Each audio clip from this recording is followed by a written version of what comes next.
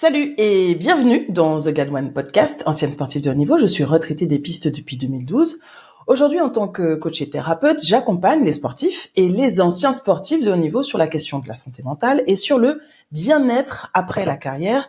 Et dans cet esprit, afin de partager, de libérer la parole autour de ces sujets tabous, afin que l'on se sente compris et surtout moins seul, j'ai créé ce podcast.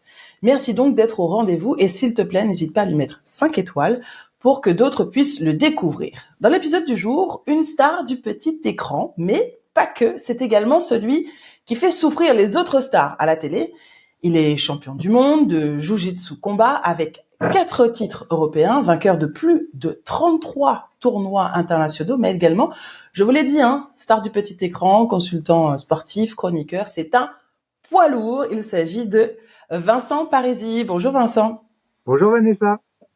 Merci de prendre le temps parce que je sais que ton actualité, elle est blindée. Tu fais le tour des médias en ce moment.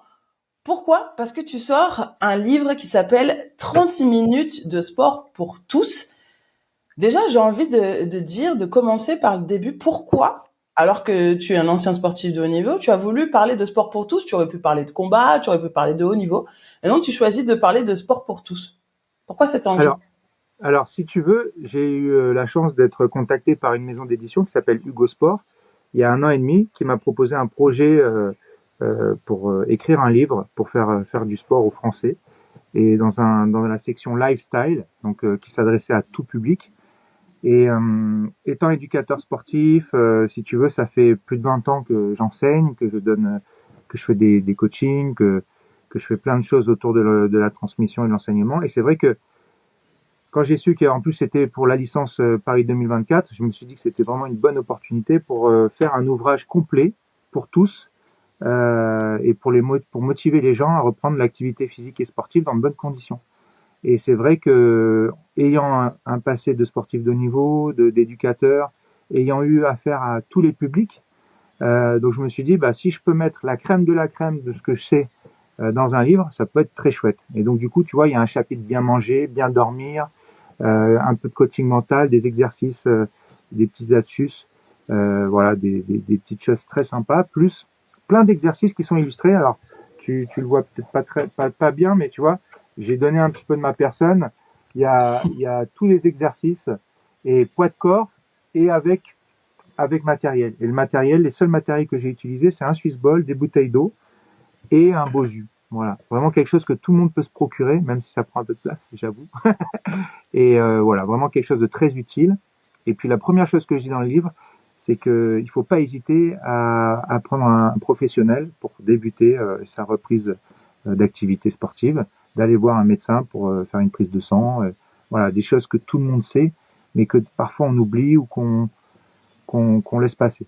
Rappeler des choses évidentes. Parfois, on a besoin de juste entendre des évidences pour que ça change la donne. Justement, du coaching, tu en fais, coaching physique, coaching mental.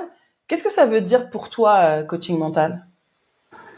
Coaching mental, ça veut dire faire en sorte que la personne dont je m'occupe ait une part d'écoute. Il y a une part de psychologie énormément chez les coachs, parce qu'il faut savoir que beaucoup de personnes se livrent énormément pendant les séances de sport. En général, les gens ont besoin de parler, de communiquer, et avant de pouvoir répondre à ces questions, il faut savoir connaître un petit peu la personne. Et moi, j'ai beaucoup de chance parce que, comme tu le sais, quand on est athlète de haut niveau, on a dans 10 ans, 15 ans de vie de haut niveau, on vit un petit peu ce que vit une personne dans 20 ans, 30 ans. Donc, on vit quasiment le double en très peu de temps. Donc, on acquiert beaucoup d'expérience. Et la chance que j'ai, moi, aujourd'hui, c'est que c'est vrai que je coach des personnalités, des chefs d'entreprise, quelques amis. Et du coup, souvent, l'aspect mental est très important parce qu'il faut avoir une écoute, une compréhension et pas réagir à chaud et avoir des clés pour pouvoir aider la personne à comprendre son problème et à pas lui dire tu dois faire ça, mais à l'emmener tranquillement par quelques conseils vers la bonne solution. Et surtout lui donner plusieurs alternatives parce qu'il faut pas manipuler quand on est coach, parce qu'on a sa perception des choses et souvent la perception qu'on peut avoir n'est pas forcément la même pour un homme que pour une femme, que pour un enfant, que pour un ado ou une personne plus âgée. Et du coup, il faut vraiment avoir un échantillon d'alternatives. Et après, il y a le bon sens. Tu vois, le bon sens, c'est bien manger, bien dormir. Et respecter aussi le choix du client, parce que parfois Et, on peut exactement, avoir une vision et le client peut avoir une autre. Et ça, exactement. en Et je sais, accompagnement coaching mental, ça arrive régulièrement. Il faut pouvoir se dissocier et rester en retrait. et c'est très dur parce que euh, il y a beaucoup de coachs qui n'ont pas forcément l'expérience et qui vont tout de suite lui dire oui, tu devrais faire ci, tu devrais faire ça. Et ça peut être une erreur et ça peut être aussi mal pris par le client ou par la personne et même des amis proches, hein. Donc il faut vraiment bien écouter, bien comprendre le problème et d'abord passer par, à mon sens, l'activité physique, tu vois, parce que quand tu fais du sport, forcément à un moment donné, tu libères une connexion au niveau du cerveau et tu penses plus qu'à ce que tu fais et tu oublies un petit peu. Et du coup, ça te fait un peu des vacances. On appelle ça un peu des vacances psychiques. Et moi, j'appelle ça comme ça. Et du coup, bah, le fait de déconnecter, le fait de s'amuser, de penser à autre chose, de rigoler. Parce que moi, si tu veux, la base de mon coaching, c'est quand même à un moment donné sur le rapport humain et s'amuser, passer un bon moment. Parce que souvent, les gens, quand ils viennent faire la séance de sport, c'est la corvée. Et ça doit pas être une corvée en réalité. Ça doit être du plaisir, ça doit être du jeu. Un sport, le sport, c'est s'amuser. Les gens souvent oublient ça. C'est que le sport, c'est s'amuser avant tout. Et il faut faut prendre rendez-vous avec Vincent pour s'amuser, faire du sport et partir en vacances sans partir en vacances. Là, il y a beaucoup partir, rester dans son corps, mais partir de son corps. Voilà, il y a un mélange à trouver. Justement, la santé mentale, c'est un sujet dont on parle beaucoup en ce moment, dont on parlait beaucoup moins quand toi et moi, on était encore sportifs. Ça arrivait gentiment, mais c'était encore tabou. Est-ce que tu as fait appel, toi, à quelqu'un pour t'accompagner sur ce sujet de coach mental, psy tu avais quelqu'un à Alors, tes côtés? sincèrement, malheureusement non, parce que et ça m'aurait beaucoup aidé. Je pense que j'aurais eu plein de titres de champion du monde en plus.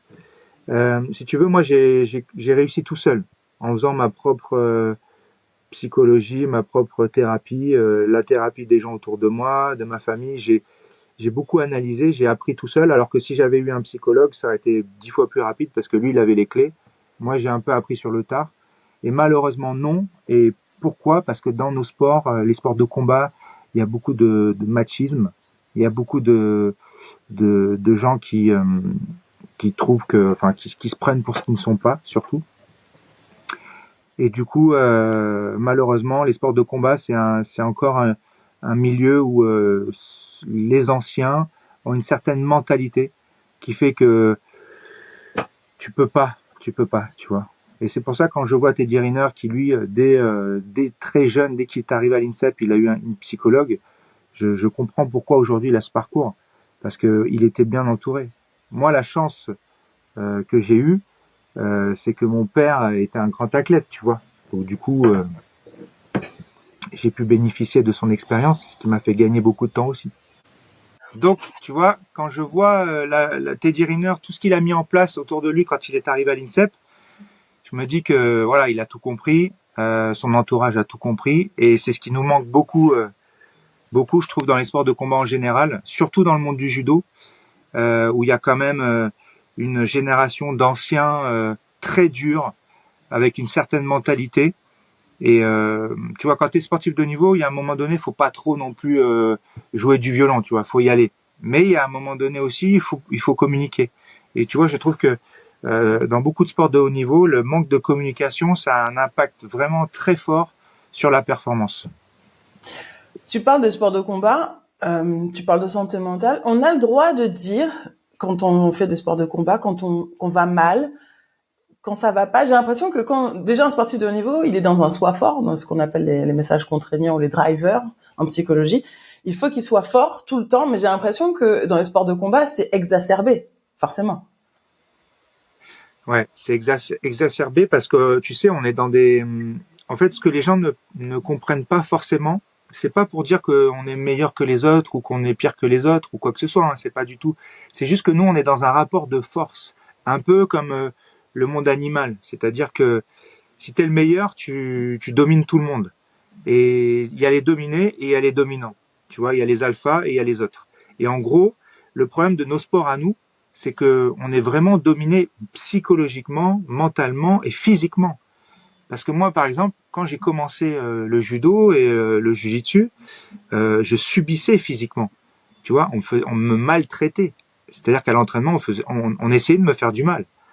Et en fait, du coup, ça a développé chez moi un instinct de survie, un instinct de progression beaucoup plus rapide, beaucoup plus fort. Tu vois, par exemple, moi, j'avais jamais fait de judo de ma vie. Je suis arrivé à 21 ans, juste en ayant regardé mon père faire du judo toute ma vie, et j'ai fait tomber des ceintures noires, des judokas qui faisaient des compétitions internationales, je les faisais tomber. Mais j'avais pas du tout le physique puissant, j'avais pas la technique, mais j'imitais mon père. Et du coup, si tu veux, je trouve que il y a un rapport très particulier dans les sports de combat. Et surtout, c'est les entraîneurs, parce que autant les athlètes, c'est un peu comme les entraîneurs. Il y a des gens bien, il y a des gens moins bien, il y a des gens tordus, il y a des gens, tu vois. Mais dans les sports de combat, c'est vraiment particulier. C'est-à-dire que autant dans les clubs, ça se passe très bien, autant à haut niveau, ça peut être très contraignant. Et si t'es pas fort psychologiquement, tu restes pas, quoi, ou tu survis Avant, pas. tu dis un truc important, tu dis on voulait me faire mal, on voulait me faire tomber. Mais avant d'en parler, on va faire un point sur ton père parce qu'il faut comprendre le fils de qui j'ai en face de Mm. moi. Tu es le fils du premier champion olympique français de judo qui Mm. s'appelle Angelo Parisi. Ça fait quoi d'être le fils d'eux?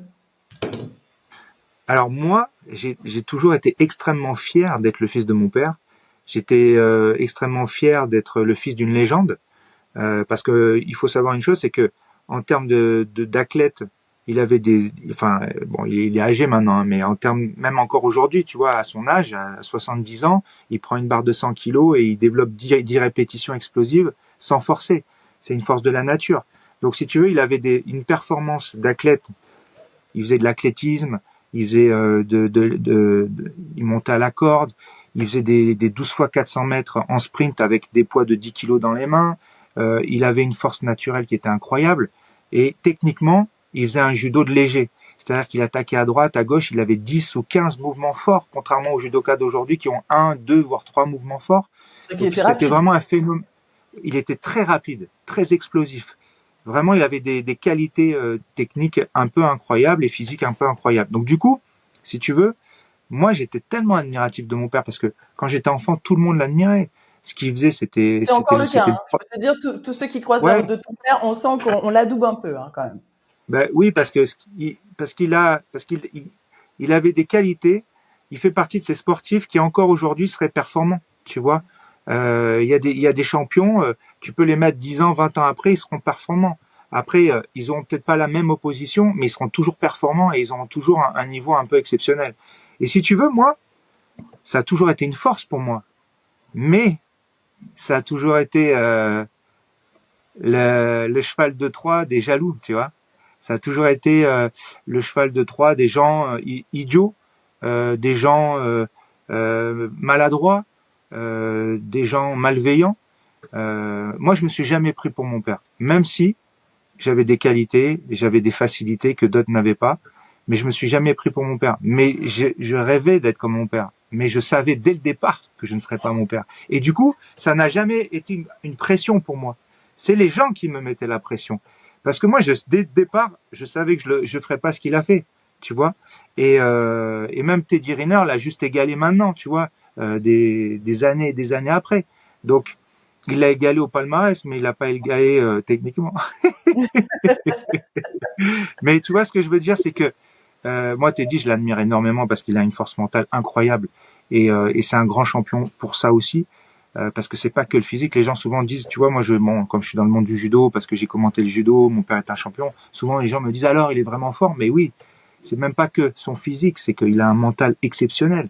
Déjà jeune, c'était déjà celui que tout le monde venait un peu sur lui pour se rassurer, alors que c'était le plus jeune, tu vois. Il inspire la confiance, il inspire tout ce qu'on recherche quand on est un peu perdu en compétition, tu vois, de la force, de l'apaisement. Et moi, si tu veux, ça m'a mis la pression indirectement. C'est-à-dire que moi, dès le départ, j'ai pas de pression, mais je voulais bien faire, tu vois. C'était Et quoi? le fait C'était d'être le... porter, honorer le nom de ton père, ne pas lui faire honte. C'était quoi? Mais moi, à la base, j'avais rien de tout ça. C'est-à-dire que moi, j'arrive, j'ai envie de kiffer, j'ai envie d'être, d'apprendre, j'ai envie de gagner, j'ai envie de Tu commences réussir. par le judo, d'ailleurs, Bah, j'ai parce que tu es commencé par champion le du judo. monde de Jiu-Jitsu, mais tu commences par le judo. Alors, je commence par le judo et le jiu-jitsu. Les deux. Pourquoi? Parce que il y avait judo seulement le mardi et le jeudi au club où j'étais, où je m'étais installé à côté d'un club. Parce que moi, j'ai déménagé de Cannes, où j'avais grandi avec ma mère, parce que je vivais avec ma mère.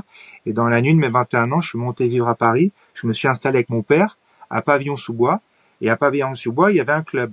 Et mon père, du coup, a fait un deal avec le club pour qu'on puisse intégrer la ville. Et du coup, mon père donnait des cours dans ce club. Il s'était installé dans cette ville. Et moi, bah, du coup, bah, mes premiers entraînements, c'était là-bas. Et le mardi et jeudi, il y avait judo. Et les autres jours, moi, je voulais m'entraîner tous les jours. Donc, je dis, qu'est-ce qu'il y a le lundi, mercredi, vendredi? Et on me dit, il y a du jiu-jitsu combat. Et je dis, c'est Bon. quoi? Et on me dit, bah, c'est du judo plus du karaté. Et ben, j'ai dit, parfait. J'adore, moi, je suis génération Bruce Lee, karaté, pied-point, kung-fu, aucun problème, j'y vais. Et c'est comme ça que j'ai commencé les deux pratiques en même temps. Et c'est comme ça que j'ai évolué beaucoup plus vite. Parce que Mais je faisais du tu me dis que karaté. tu as commencé à 21 ans le Jiu-Jitsu? Moi, j'ai commencé à 21 ans. J'ai commencé en 80, en octobre 98. Et t'es champion du monde quand? Et en 2002, je suis ceinture noire. Je Ah suis ouais. éducateur sportif premier degré. Je suis champion de France, champion d'Europe, médaillé mondial. T'as pas chômé, quoi. Bah, en fait, si tu veux, bon, j'avais des facilités, j'apprenais vite. J'ai été avec les meilleurs tout de suite. Je me suis entraîné avec les meilleurs tout de suite. Et puis voilà, voilà, c'était, quand t'es Tu mesures, régulier, quand tu tu t'entraînes, mesures combien? Rappelle-moi, je je sais fais que... 1,95, 1,95. Ouais, donc beau bébé. Pour revenir à ce que tu disais, on va repartir au début. Tu disais qu'au Ouais. départ, il voulait te faire mal, il voulait te faire tomber. Alors que j'imagine quand on mesure 1,95 m, on n'arrive pas à 10 ans ou à 6 ans tout petit, quoi. C'était déjà Ouais, grand. mais oui, mais il faut que tu comprennes une chose. C'est comme si j'avais 21 ans et que je voulais me mettre à l'athlétisme et devenir sprinter. Mon corps n'est pas gainé, n'est pas musclé et n'a pas la puissance d'un sprinter. Donc du D'accord, donc coup, quand tu me parlais des débuts où il voulait te faire mal, tu me parlais de tes débuts à 21 ans. mais oui, parce qu'à 21 ans, Mais avant moi je 21 ans, t'explique. tu faisais quoi, du coup Eh ben, en fait, moi je faisais de la natation. Ah oui, j'étais pas prête. Pour moi, c'était logique. Quand tu me dis, mon père, premier champion olympique sportif de judo français, mon fils est champion du monde de jiu-jitsu, je me dis, bah, à 6 ans, comme tout le monde, il a commencé par le judo, il a commencé par des trucs. Et toi, Ouais. ton premier En sport, fait, c'était quoi? la chance, bah, moi j'ai touché un petit peu à tout. Moi, je me souviens avoir fait, bon, j'étais toujours un peu très actif, moi, tu vois. Mais je me souviens avoir fait du volleyball. Je me souviens d'avoir fait un peu d'athlétisme à l'école. Je me souviens bon, j'ai fait du tennis. J'avais un niveau genre 5-6 au tennis, tu vois. Donc j'avais un bon niveau. Donc Hum. j'ai connu la discipline de l'entraînement régulier. J'ai commencé, en fait, moi, il faut que tu comprennes une chose, c'est qu'à 17 ans, juste avant mes 18 ans, je suis né le 5 octobre. Donc l'été qui précédait mes 18 ans, je faisais 1,74 m. J'ai eu un déclenchement hormonal. D'un coup, en 3 semaines, je suis passé d'un mètre 74 à 1,89 m. En 3 semaines. Donc du coup, je jouais au tennis. J'étais très grand, très mince. Et je me suis dit, tiens, je vais peut-être me remettre un peu à la natation parce que quand j'étais enfant, j'avais fait un record de France en petit bassin à l'entraînement et j'avais des bases, tu vois. Et donc du coup, je me suis remis à la natation et en faisant 1 année et demie de natation, j'ai pris du poids, j'ai grandi et j'ai mûri. Et là, j'ai touché un peu le haut niveau. Parce que pareil, en natation, mon premier temps que je fais aux 100 mètres, c'était 1,3, tu vois, sans entraînement. Et donc, il y a un gars qui m'a dit, écoute, Vincent, franchement, tu devrais te remettre un peu à la natation, plus sérieusement, ça peut être intéressant. Et du coup, je suis rentré au bout d'1 an et demi d'entraînement avec l'équipe pro. Donc, j'ai touché le haut niveau en natation, même si j'avais pas du tout leur niveau, mais je suis descendu sous la minute. Tu vois, je nageais vraiment, j'ai eu une progression fulgurante. Et du coup, si tu veux, j'ai pris du poids. J'ai pris les derniers centimètres que je devais prendre en une année. Et je suis arrivé en stage international de judo que mon père faisait à l'île d'Oléron, qui était le plus grand stage international du judo. Ça a duré à peu près 38 ans ou 39 ans. Aujourd'hui, il n'existe plus depuis quelques années. Et, euh, et mon père faisait un stage de 5 semaines tous les étés là-bas. Et donc, je partais tous les étés en vacances là-bas et je faisais pas de judo parce que bon, j'avais une mauvaise expérience gamin. Et puis là, je suis arrivé grand, un peu plus costaud, un peu plus sûr de moi. Et j'ai rencontré deux athlètes qui m'ont un peu motivé, stimulé. Et du coup, j'ai fait une semaine de judo. Et dans cette semaine de judo, j'ai fait tomber des athlètes internationaux, des cadets, des juniors, des seniors, des ceintures noires, alors que j'étais ceinture blanche. Et à la fin de la semaine, il y avait une compétition. Je l'ai fait et j'ai fini troisième. Fini troisième en perdant en demi-finale face à un athlète de haut niveau autrichien qui était en équipe nationale et qui était très très fort, tu vois. Donc du coup, si tu veux, ça m'a donné un déclic. Je me suis dit, attends, si en n'ayant jamais fait de judo, je fais tomber des ceintures noires, même pas des compétiteurs, des ceintures noires. Moi, je me dis déjà, c'est que je me débrouille plutôt bien. Donc je me dis, avec un peu d'entraînement, peut-être je peux devenir champion comme mon père. Et donc, j'ai commencé vraiment, à mes 21 ans, le judo et le jiu-jitsu. Voilà. Alors ça, je découvre vraiment l'histoire. J'étais persuadée que c'était parcours classique. J'ai commencé à 8 ans, j'ai grandi et Et voilà. Et je suis devenue comme ça. Ah ben non, à 21 ans, tu découvres le jiu-jitsu, le judo et finalement, quelques années plus tard, champion du monde, champion et, d'Europe. et pour revenir à ce que tu dis, à ce que je t'ai dit tout à l'heure, il voulait me faire mal, tout ça. Mhm. C'est tout le monde pareil, hein, je suis pas une exception. Sauf que en D'accord. étant le Alors, fils de c'était mon la père, question que je me posais. Est-ce que tu étais parce ouais, que c'était toi? Est-ce que tu étais grand physiquement? Parce que tu étais le fils d'Angelo? Pourquoi? Est-ce que c'était alors, spécifiquement toi ou c'était tout le monde? alors, ce que je voulais te dire, c'est que mon père, quand je suis monté à Paris, j'ai dit je me mets au judo, voilà. Il m'a dit bon, je te donne la ceinture marron. Il m'a donné la ceinture marron tout de suite. Il m'a dit je te donne la ceinture marron parce que comme si une ceinture blanche qui fait tomber des ceintures noires, ils vont vouloir te blesser, ils vont pas comprendre, ils vont penser que t'es un menteur, t'es un mytho, donc voilà. Donc je te donne la ceinture marron, tu te mettras au niveau, tu apprendras les techniques, tu travailleras, tu rattraperas, mais je te donne la ceinture marron pour éviter que tu aies des problèmes. Donc pour te dire, parce que mon père savait déjà, pas parce que je suis le fils de mon père, Non, mais parce que parce qu'il c'est la connaît, mentalité, bien c'est la sûr. mentalité des judokas, c'est-à-dire que t'as des bons et t'as des moins bons, t'as des mauvais, t'as des gentils. Que je sois le fils de mon père ou pas, moi j'ai quand même eu de la chance parce que je bénéficiais de l'aura. Mon père est tellement respecté dans le monde du judo qu'il y avait quand même une aura protectrice autour de moi, comme Teddy Riner quand il est arrivé à l'INSEP et que Stéphane Traîneau lui a mis une ceinture de couleur autour de sa ceinture en disant lui, vous ne faites pas comme avec les autres. Il l'a préservé pour pas qu'on le blesse, qu'on lui fasse n'importe quoi. Et ça a été un peu pareil sans que les gens sans le dire. Mais j'ai quand même suscité beaucoup de jalousie parce que j'arrivais et je faisais tomber des gars. Et quand je me rappelle, je m'éparpille, je te dirai ça après, mais pour te dire que dans cette mentalité de judoka, par exemple, ou dans les sports de combat, il y en a, ils veulent t'écraser. Parce que tu viens sur leur territoire et ils sont dominants et ils veulent pas laisser la place à leur territoire. Et aussi, ça se mérite. Et ça, je peux le comprendre. Et si tu veux être champion dans un sport de combat, il faut surtout pas qu'on te fasse des fleurs.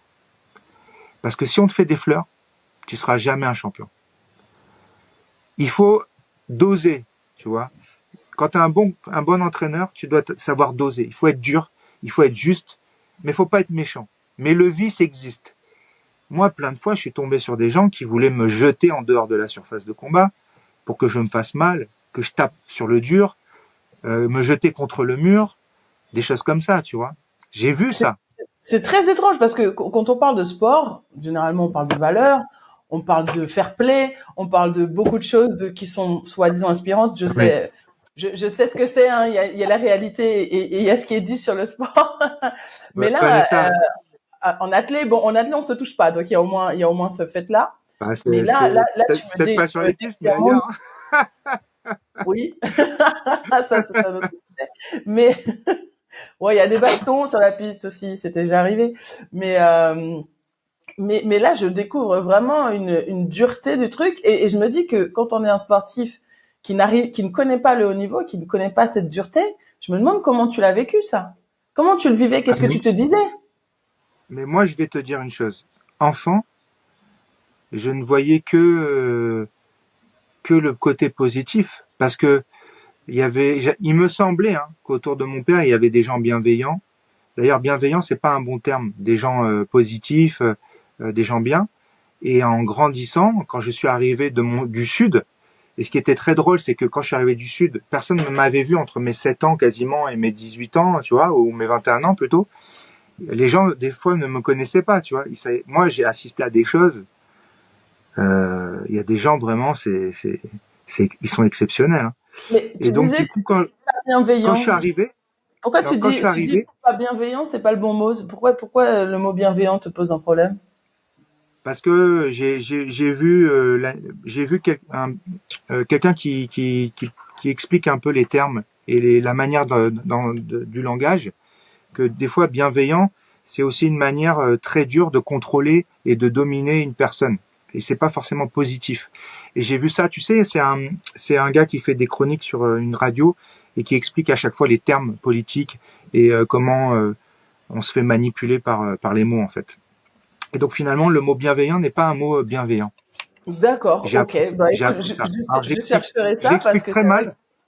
Ouais, j'explique très mal, mais je t'en donnerai la ref. Oui, je Et veux bien moi, je suis arrivé. la traduction, ouais. Donc, Enfin, la donc, définition. ouais. Donc moi, je suis arrivé. Excuse-moi de te couper. Je suis arrivé pour répondre à ta question parce que des fois, je risque d'oublier. Traumatisé. J'ai été traumatisé d'arriver dans un monde qui n'était pas du tout celui que j'imaginais, qui était beaucoup plus pervers, beaucoup moins sain, beaucoup moins joli que ce que j'imaginais. Par contre, oui, j'ai rencontré des gens exceptionnels, mais j'ai pris une claque. Et du coup, quand je suis arrivé dans ce monde-là, et que je m'étais dit, tiens, ce monde-là va peut-être m'ouvrir des portes, parce que moi, j'étais enfant divorcé, j'ai une enfance difficile, j'ai beaucoup été ballotté à droite, à gauche, j'ai une vie familiale un peu compliquée, et du coup, le fait d'arriver à Paris chez mon père, ça a été un peu une renaissance pour moi et un départ de tout, d'ailleurs. Et j'ai été traumatisé, vraiment traumatisé, mais je l'ai dit à personne. C'est-à-dire que j'ai fait face. Et c'était quoi faire Voilà. face? Faire face, c'était faire face aux intimidations, à la méchanceté, euh, au, à la perversité. Tu vois, par exemple, moi, je suis un homme qui est en général, qui est même toujours assez droit. Tu vois, c'est-à-dire que comme tout le monde, j'ai fait des erreurs, mais j'ai fait aucune erreur grave. Tout ce que j'ai fait dans la vie, c'est à l'affectif. Quand je fais quelque chose, je le fais avec le cœur. Je le fais pas en pensant gagner quelque chose par tactique, par manipulation, par mauvaise pensée. Tu vois, je le fais parce que je plonge les deux pieds dedans, parce que je le fais par sentiment. Moi, j'avais des entraîneurs qui me disaient à chaque compétition, à chaque tournoi, à chaque stage, de tromper ma petite amie, tu vois. Ils te Et le qui disaient? essayait et qui me disait, tu vas regretter, tu te rends pas compte, t'es beau gosse, profite, tu vas t'amuser, fais-le. Qui essayait par tous les moyens, mais par tous les moyens. Alors c'était viens dans notre chambre. Alors il prenait pendant une demi-heure, il voulait me faire du lavage de cerveau, tout le temps en boîte, machin, nan. Donc si tu veux, moi déjà je buvais pas d'alcool parce que j'aime pas l'alcool, j'ai jamais aimé l'alcool, j'aime goûter l'alcool, mais je ne bois pas.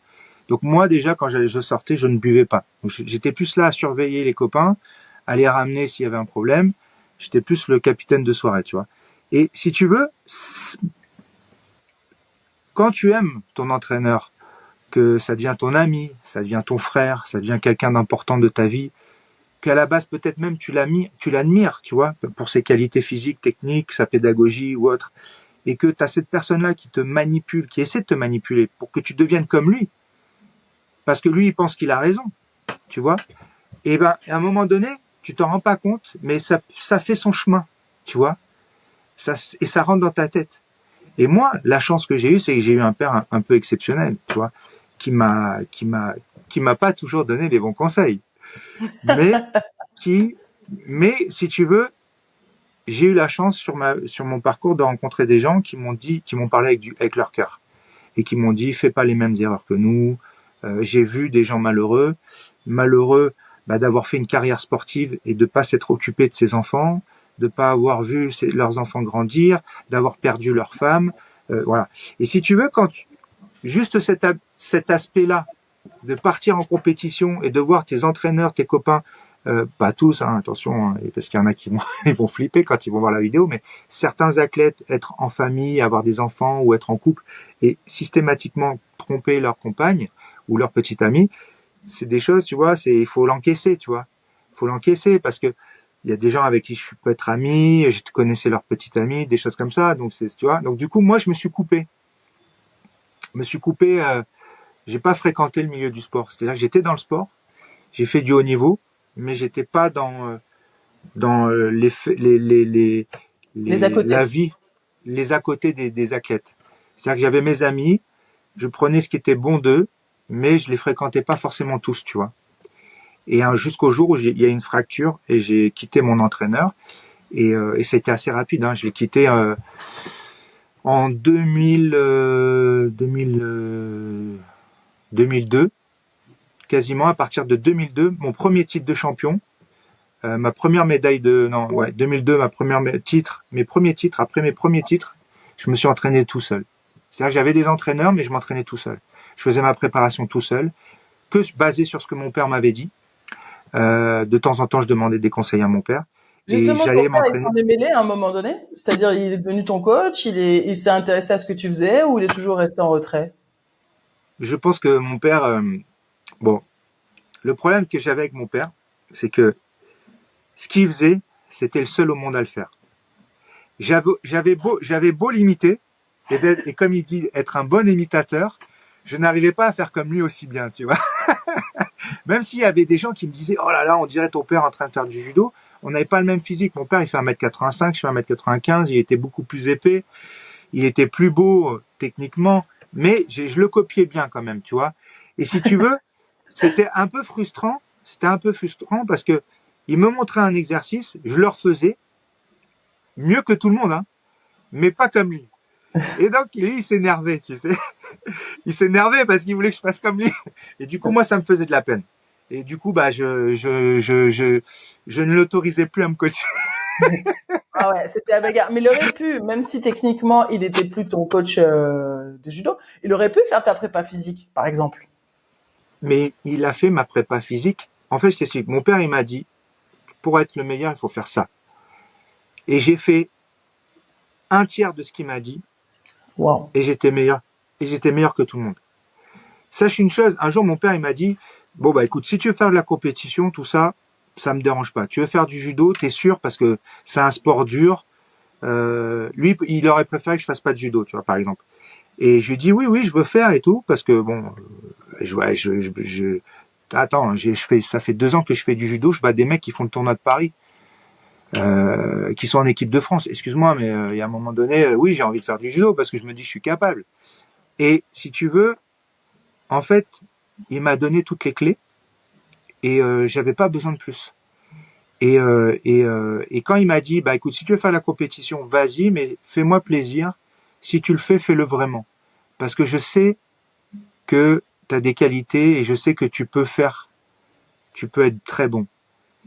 Et je l'ai écouté à moitié. Et je l'ai écouté à moitié parce qu'en fait, si tu veux, moi, c'était une thérapie. Quelle est la moitié que tu as écouté? Quelle est l'autre moitié que tu n'as pas écouté, du coup? Ben, je me suis pas jamais donné à fond. J'étais toujours à moitié dans l'effort, à moitié dans tout. Mais ça m'a pas empêché d'être le meilleur. Parce qu'en fait, moi, j'ai jamais vraiment voulu faire du sport. Je l'ai fait parce que c'était une thérapie pour moi. Tu vois, j'étais un enfant divorcé dans les années 80. Faisais partie de cette génération d'enfants divorcés. Moi, j'ai pas grandi avec mon père, alors que c'est mon père qui m'a élevé. Tu sais, moi, j'avais une maman incroyable, mais c'était une enfant. Elle s'est jamais occupée de moi. C'était mon père qui s'occupait de moi. Quand mes parents ils ont divorcé, bah c'est mes grands-parents qui sont occupés de moi. Et du coup, j'avais une blessure quelque part, je pense, tu vois, un manque. Et quand je me suis mis au sport pourquoi? Parce que c'était facile pour moi. C'était facile de faire du sport parce que depuis que je suis gamin, à l'école, dans la cour, j'étais toujours le meilleur. tu vois. Et donc je me suis dit, bah si je fais du sport, peut-être que ça va m'amener vers quelque chose qui est sympa. Et je me suis dit, quoi qu'il arrive, c'est beaucoup plus sain de faire du sport que de faire autre chose. Dans ma tête, je m'étais dit ça, tu vois. Est-ce que Et ça j'avais aussi, aussi une grande... ça te permettait de te rapprocher de ton père?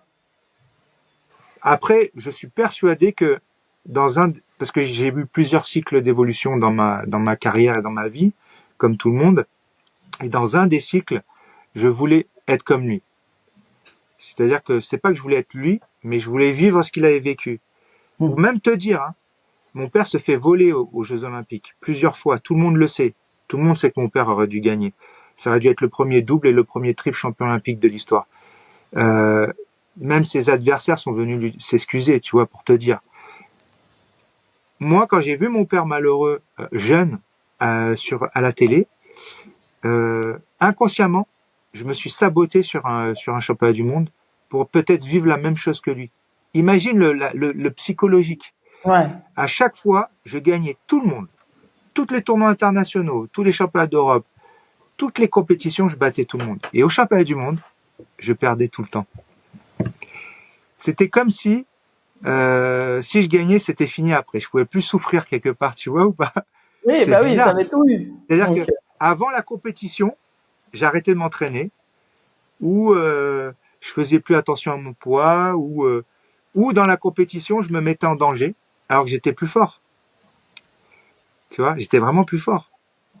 Et en fait, ce qui s'est passé, c'est qu'un jour, j'ai dit à mon père, tu sais, papa, je t'ai vu perdre ce jour-là, tout ça, et ça m'a blessé, et je trouve que c'est injuste, et je suis, et puis il faut savoir aussi que, euh, tu sais, le monde du judo français, pas du sport français, mais le monde du judo français, ils oublient un peu les anciens aussi. Tu sais, ils offrent pas trop de reconnaissance aussi par jalousie, hein. Et j'ai vécu ça aussi, la jalousie de mon père, tu vois. Et c'est vrai que je trouve qu'il y a beaucoup d'injustice dans nos sports. Et, euh, et je pense que, tu vois, j'ai dit à mon père que je trouvais tout ça un peu injuste. Et mon père m'a dit, mais tu sais, moi, mon rêve, c'était d'être champion olympique. Je l'ai été. Bien sûr, j'aurais pu l'être 4 fois, 5 fois. Mais je m'en fous. J'aurais dû être plus fort que les arbitres. J'aurais dû être plus fort que mon adversaire qui était dopé. J'aurais dû être plus fort. Moi, ce que j'aimais, c'était gagner avec la classe et le panache, mettre hippon sur tout le monde. Et tout le monde n'était pas capable de le faire, moi je le faisais. Et si j'étais pas capable, bah, c'est que je méritais pas de gagner. Et si tu veux, il avait une telle philosophie que j'ai eu cette philosophie dans ma manière de combattre aussi. C'est que je voulais gagner avec panache, avec classe, avec du style. Sinon, ça m'intéressait pas. Et du coup, j'étais pas dans la gagne, gagner pour gagner. J'étais dans la gagne de gagner avec la manière. Et du coup, quand il m'a dit ça, il y a eu un déclic chez moi. Et en même temps qu'il y a eu ce déclic-là, il y a eu cette conversation-là, je fréquentais un combattant de MMA qui s'appelait Cheikh Congo, qui est un ami, un très très bon ami à moi. Et je suis rentré dans sa préparation pour un combat. Donc, c'est-à-dire que je l'accompagnais sur les entraînements, je m'entraînais avec lui, et du coup, je l'observais, tu vois. Et je l'observais beaucoup. Et ce qui est incroyable, c'est que mon entraîneur, que j'imaginais être un grand champion, être un homme avec être très humain, d'être un mec exceptionnel, un peu comme mon père, il l'était pas du tout, c'était une raclure. Et Cheikh Congo, que on m'avait dit c'est pas un mec super, c'est pas un ci, c'est pas un ça, c'était un mec en or. Et en fait, quand j'ai fait cette préparation avec lui, j'ai passé un cap physique, mental, et ça m'a donné la force d'aller voir mon père et de lui dire ce que je ressentais. Et mon père m'a dit ça en 2 phrases, hein. Et du coup, ben, j'avais passé déjà ce cap. Et j'avais fait une petite pause pendant 6 mois de compète. Et je me suis remis à l'entraînement. Je suis allé j'ai refait les compètes sans entraînement et j'ai battu tout le monde et j'ai gagné les championnats d'Europe, le tournoi et les championnats du monde. Mais comme ça, finger in the noise, tu vois. Et j'étais le moins prêt physiquement, j'étais même moins précis techniquement, mais dans ma tête, j'avais aucun doute. C'est-à-dire que je savais que c'était bon, j'avais passé le cap. Il n'y a rien qui pouvait m'arrêter ce jour-là. Et en plus, c'était dans un pays que j'aime beaucoup. Tout était parfait ce jour-là. Tu sais, c'est comme si toutes les planètes étaient alignées. C'était et je me revois la veille de ma compétition, allongé sur le lit. On était 3-4 dans la même chambre. On avait mis tous nos lits dans la même chambre. On était des vrais gitans, je te jure. Et, et je regardais la fenêtre parce que je me disais avec la table, il y avait une petite table avec une bouteille d'eau. J'ai pris la photo de ce moment-là pour me dire n'oublie pas ce moment-là. Et je me suis dit qu'est-ce que je fais demain? Je vais refaire encore comme d'habitude. Je vais aller à la compète et je vais faire une médaille de bronze et je vais rentrer à la maison où je vais gagner. Tu sais, je me souviens de m'être dit ça. Et le lendemain, je me suis levé et jamais dans ma tête, j'ai laissé la place à la défaite. C'est-à-dire que toutes les autres fois, quand je combattais pas vraiment pour gagner.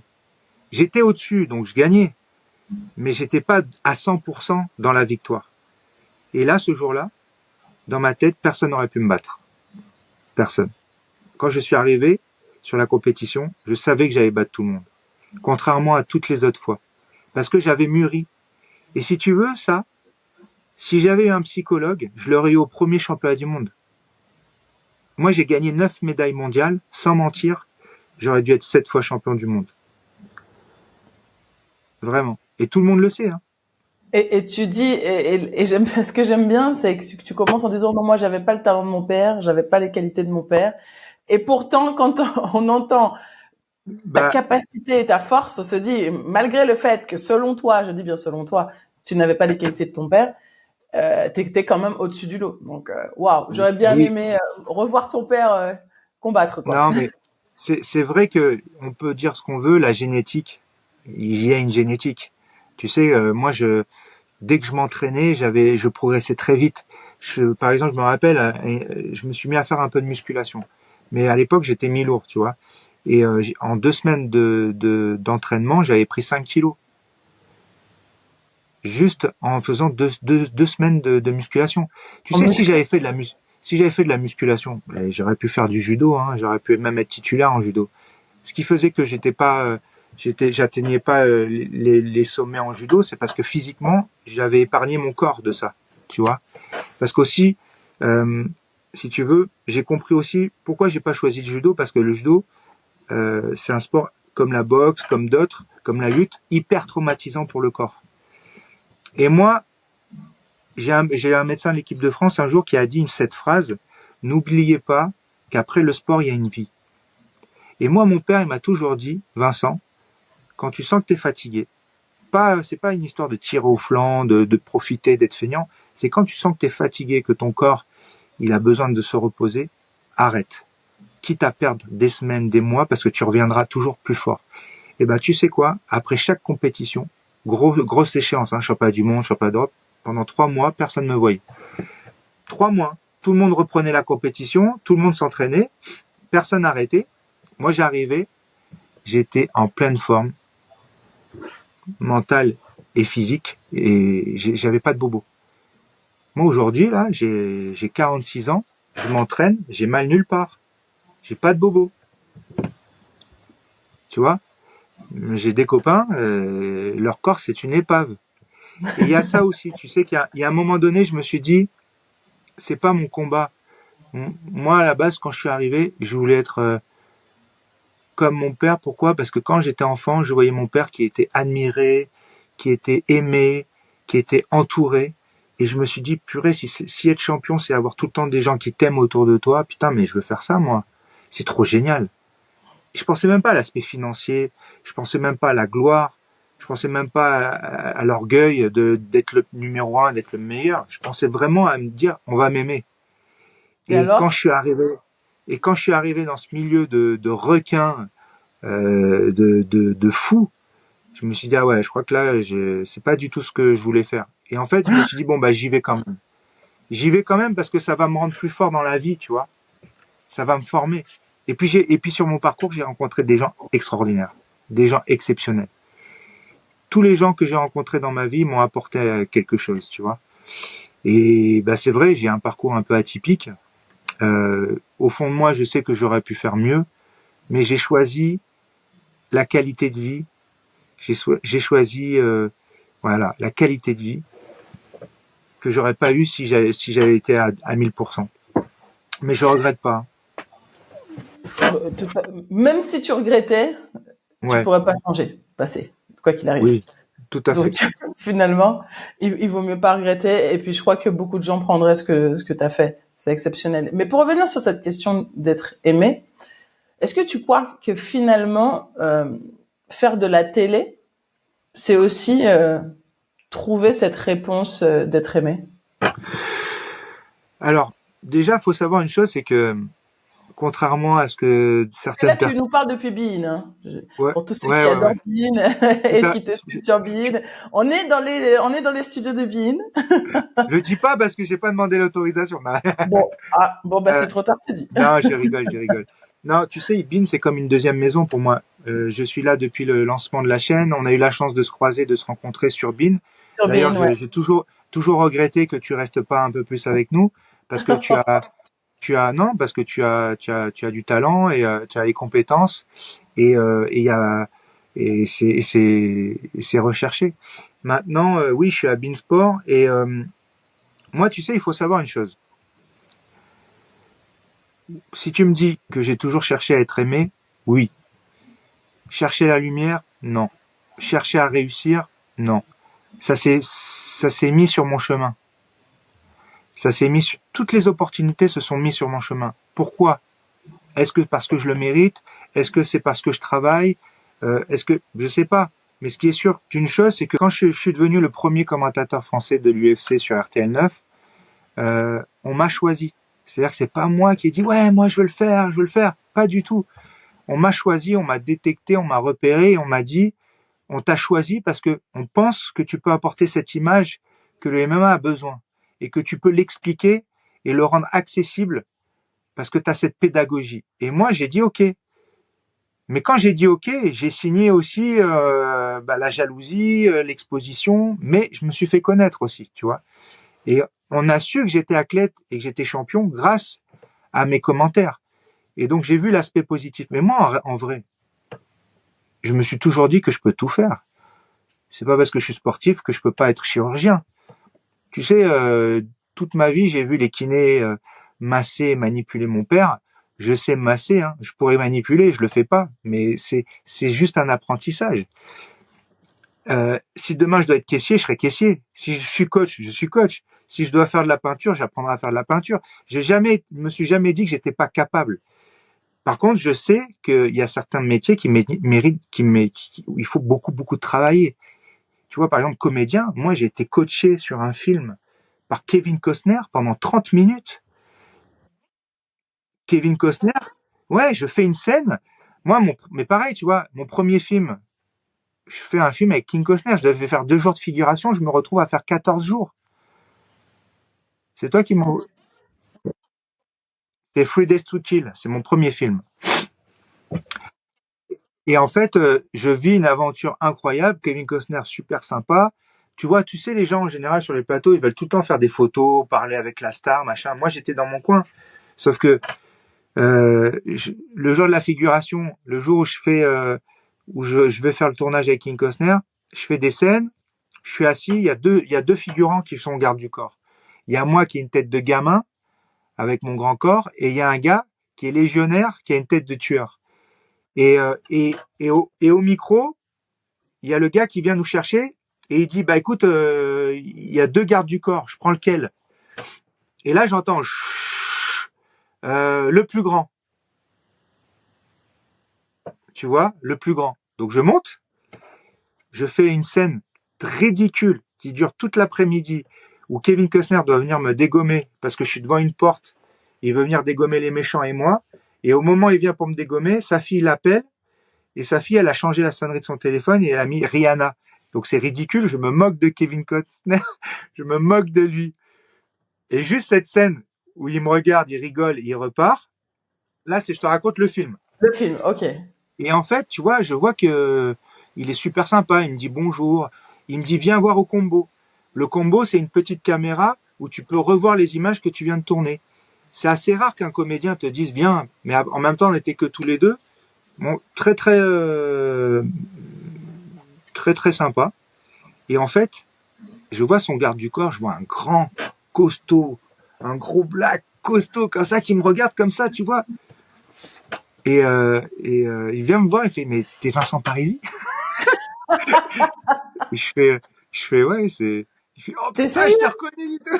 T'es Il me sérieux? dit, Le garde du corps de Kevin ouais, Costner vient te voir et te dit, est-ce que t'es Vincent ouais, Parisi? ouais, Oh c'était my un gosh! Français, c'était un Français, tu vois. Et le gars, il me dit, mais qu'est-ce que tu fais là et tout? Bah, je dis, écoute, on m'a appelé pour me dire de venir faire ça, et je dis oui parce que je trouvais le truc rigolo, tu vois. Il me dit, ah, mais putain, c'est incroyable et tout. Et Kevin Costner, il voit que je connais Vous avez une son garde du discussion. corps.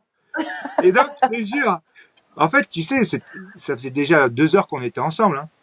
Et il vient et tout, il dit what's up, tu vois. Et puis, il arrêtait pas de me prendre la main, tu vois. Et il me prend la main, et moi, je lui retiens la main. Et je lui dis en anglais, je te jure, je lui dis exactement ce que je t'ai dit. Je lui dis, I know you, but you don't know me. Et là, il fait what? Et tu sais, il rigole. Et moi, je rigole. Et son garde du corps rigole. On rigole tous les trois comme des gamins, tu vois. Et je lui dis, en fait, je t'explique. Donc, parce qu'il n'y a pas de vouvoiement en anglais. Donc, je lui dis en anglais, je t'explique. Moi, je suis un sportif de haut niveau. Euh, euh, je suis en équipe de France de jiu-jitsu. Et c'est ma première expérience. Et avant que je dise ma première expérience, il dit jiu-jitsu. Waouh, l'UFC, Georges Saint-Pierre. Comme ça. Et là, je me dis, oh là là, mais je dis, tu connais et tout. Il me dit, ben oui, je regarde tout le temps. Je dis, t'as vu le dernier combat et tout. Et je lui dis, mais moi, je suis le commentateur français de l'UFC. Il me dit, quoi? What? Et là, je te jure, on commence à partir dans des discussions de MMA, de machin. Et j'avais 2 jours de tournage. Et je sais pas si c'est parce que Kevin Costner a dit quelque chose à la prod. Je sais pas si c'est le réal qui a changé entre temps. Je sais pas, mais je me suis retrouvé avec 2 jours de tournage. J'ai fait 14 jours de tournage. J'étais sur quasiment une grosse partie de film d'action du film. Je suis parti à l'étranger faire des scènes d'ailleurs qui ont été coupées. Ils ont coupé plein parce que ce film-là, il faut savoir qu'il a tourné avec Luc Besson, et ils ont tourné beaucoup beaucoup plus que prévu parce que le réalisateur à l'époque, il adorait Kevin Costner, mais Kevin Costner, comme il était un peu réalisateur et acteur, il donnait un peu son point de vue sur tout. Donc du coup, il y a eu tellement de rush que le film est sorti 1 an après. Enfin bon, bref, au lieu de sortir au bout de 6 mois. Et j'ai fait plein de scènes avec Kevin Costner. Et à un moment donné, je me retrouve dans une situation très compliquée. Je suis dans un ascenseur et Kevin Costner rentre, et moi je suis avec le méchant. Je suis le garde du corps du méchant. Et le méchant, c'est Richard Samel.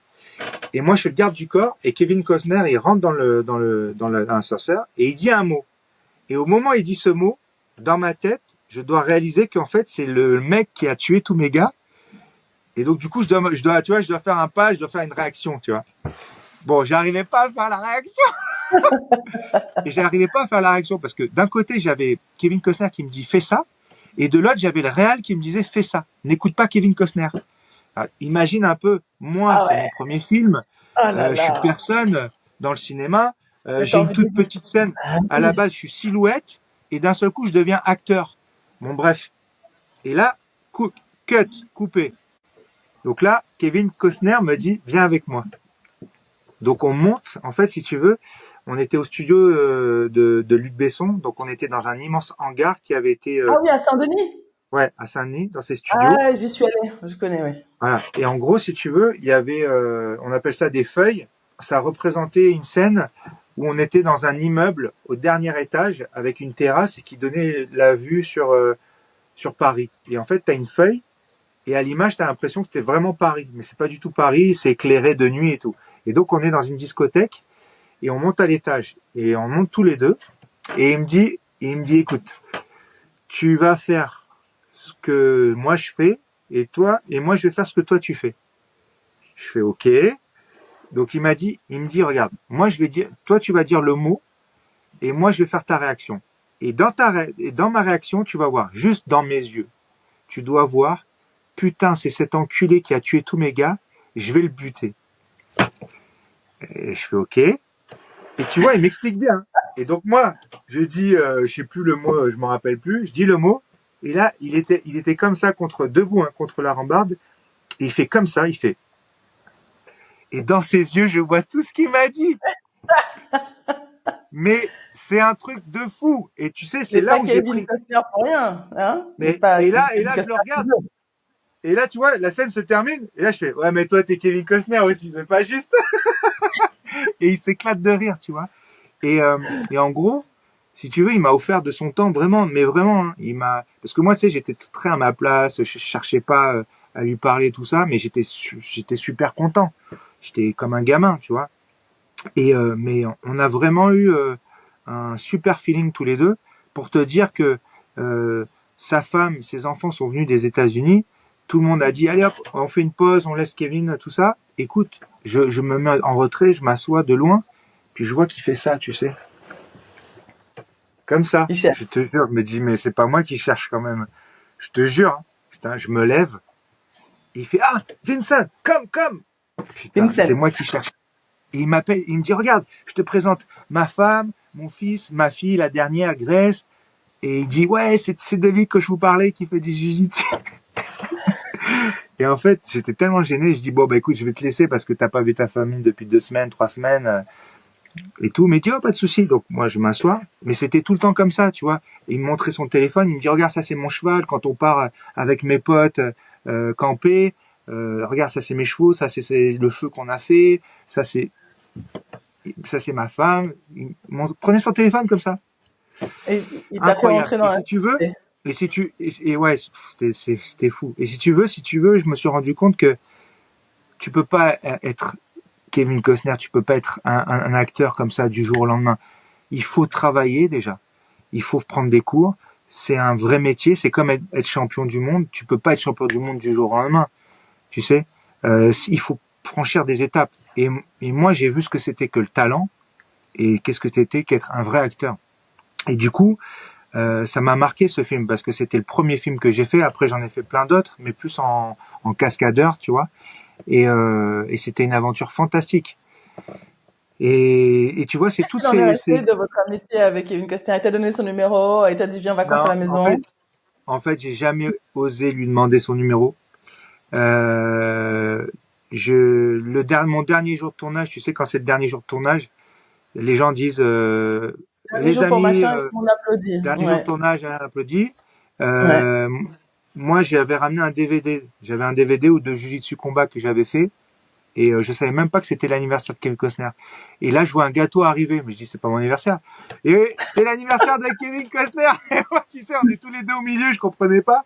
Et bon, bref. Donc, je lui dis bon anniversaire. Ben, je dis, écoute, je savais pas que c'était ton anniversaire, mais je t'ai ramené un cadeau.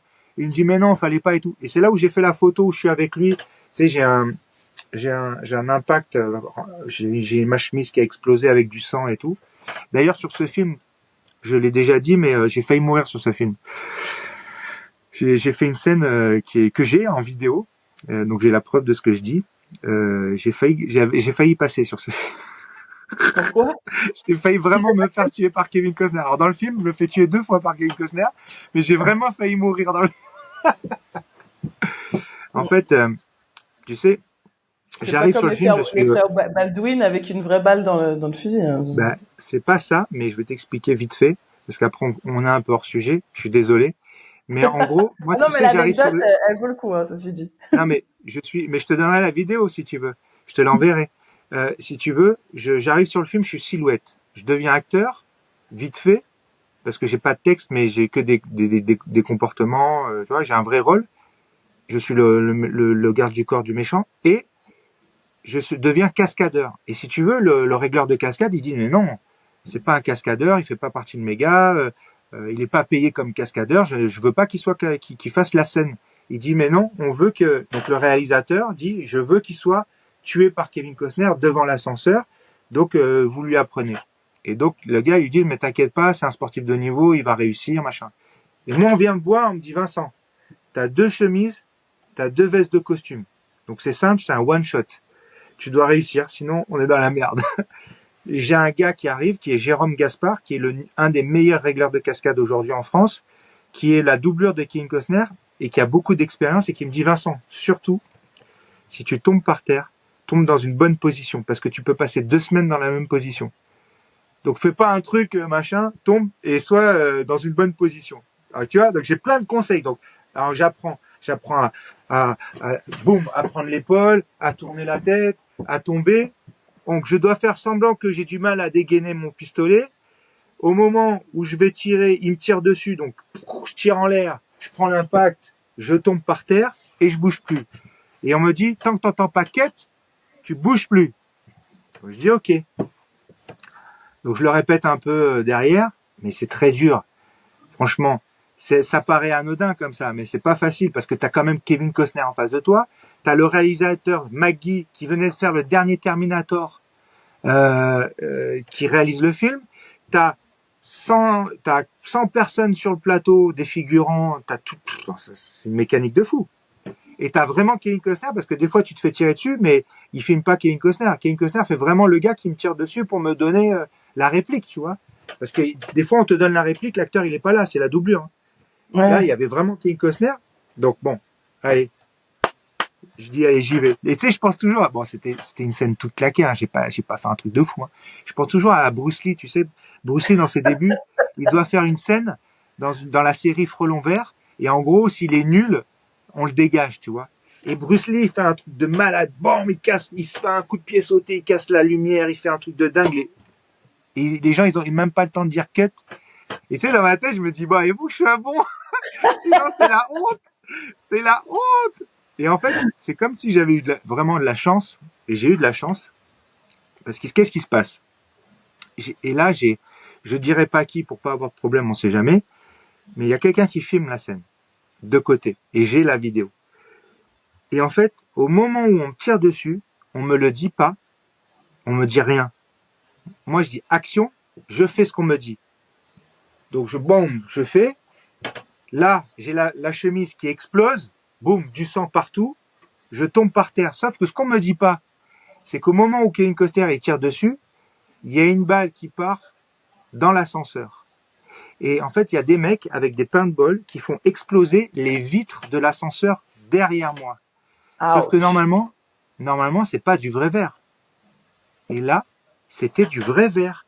Et moi, comme j'ai pas pu répéter, parce que tu sais, pour des raisons de temps, d'argent, on a fait ça vite fait, je mets un gros coup de coude dans l'ascenseur et je tombe par terre. Et quand moi je mets le coup de coude, le verre a déjà éclaté.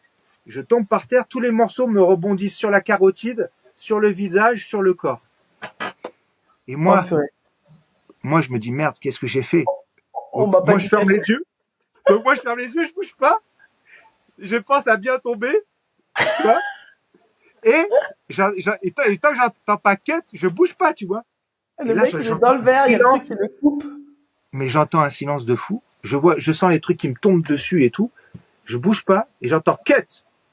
Mais je sais pas pourquoi. J'attends quand même, tu vois.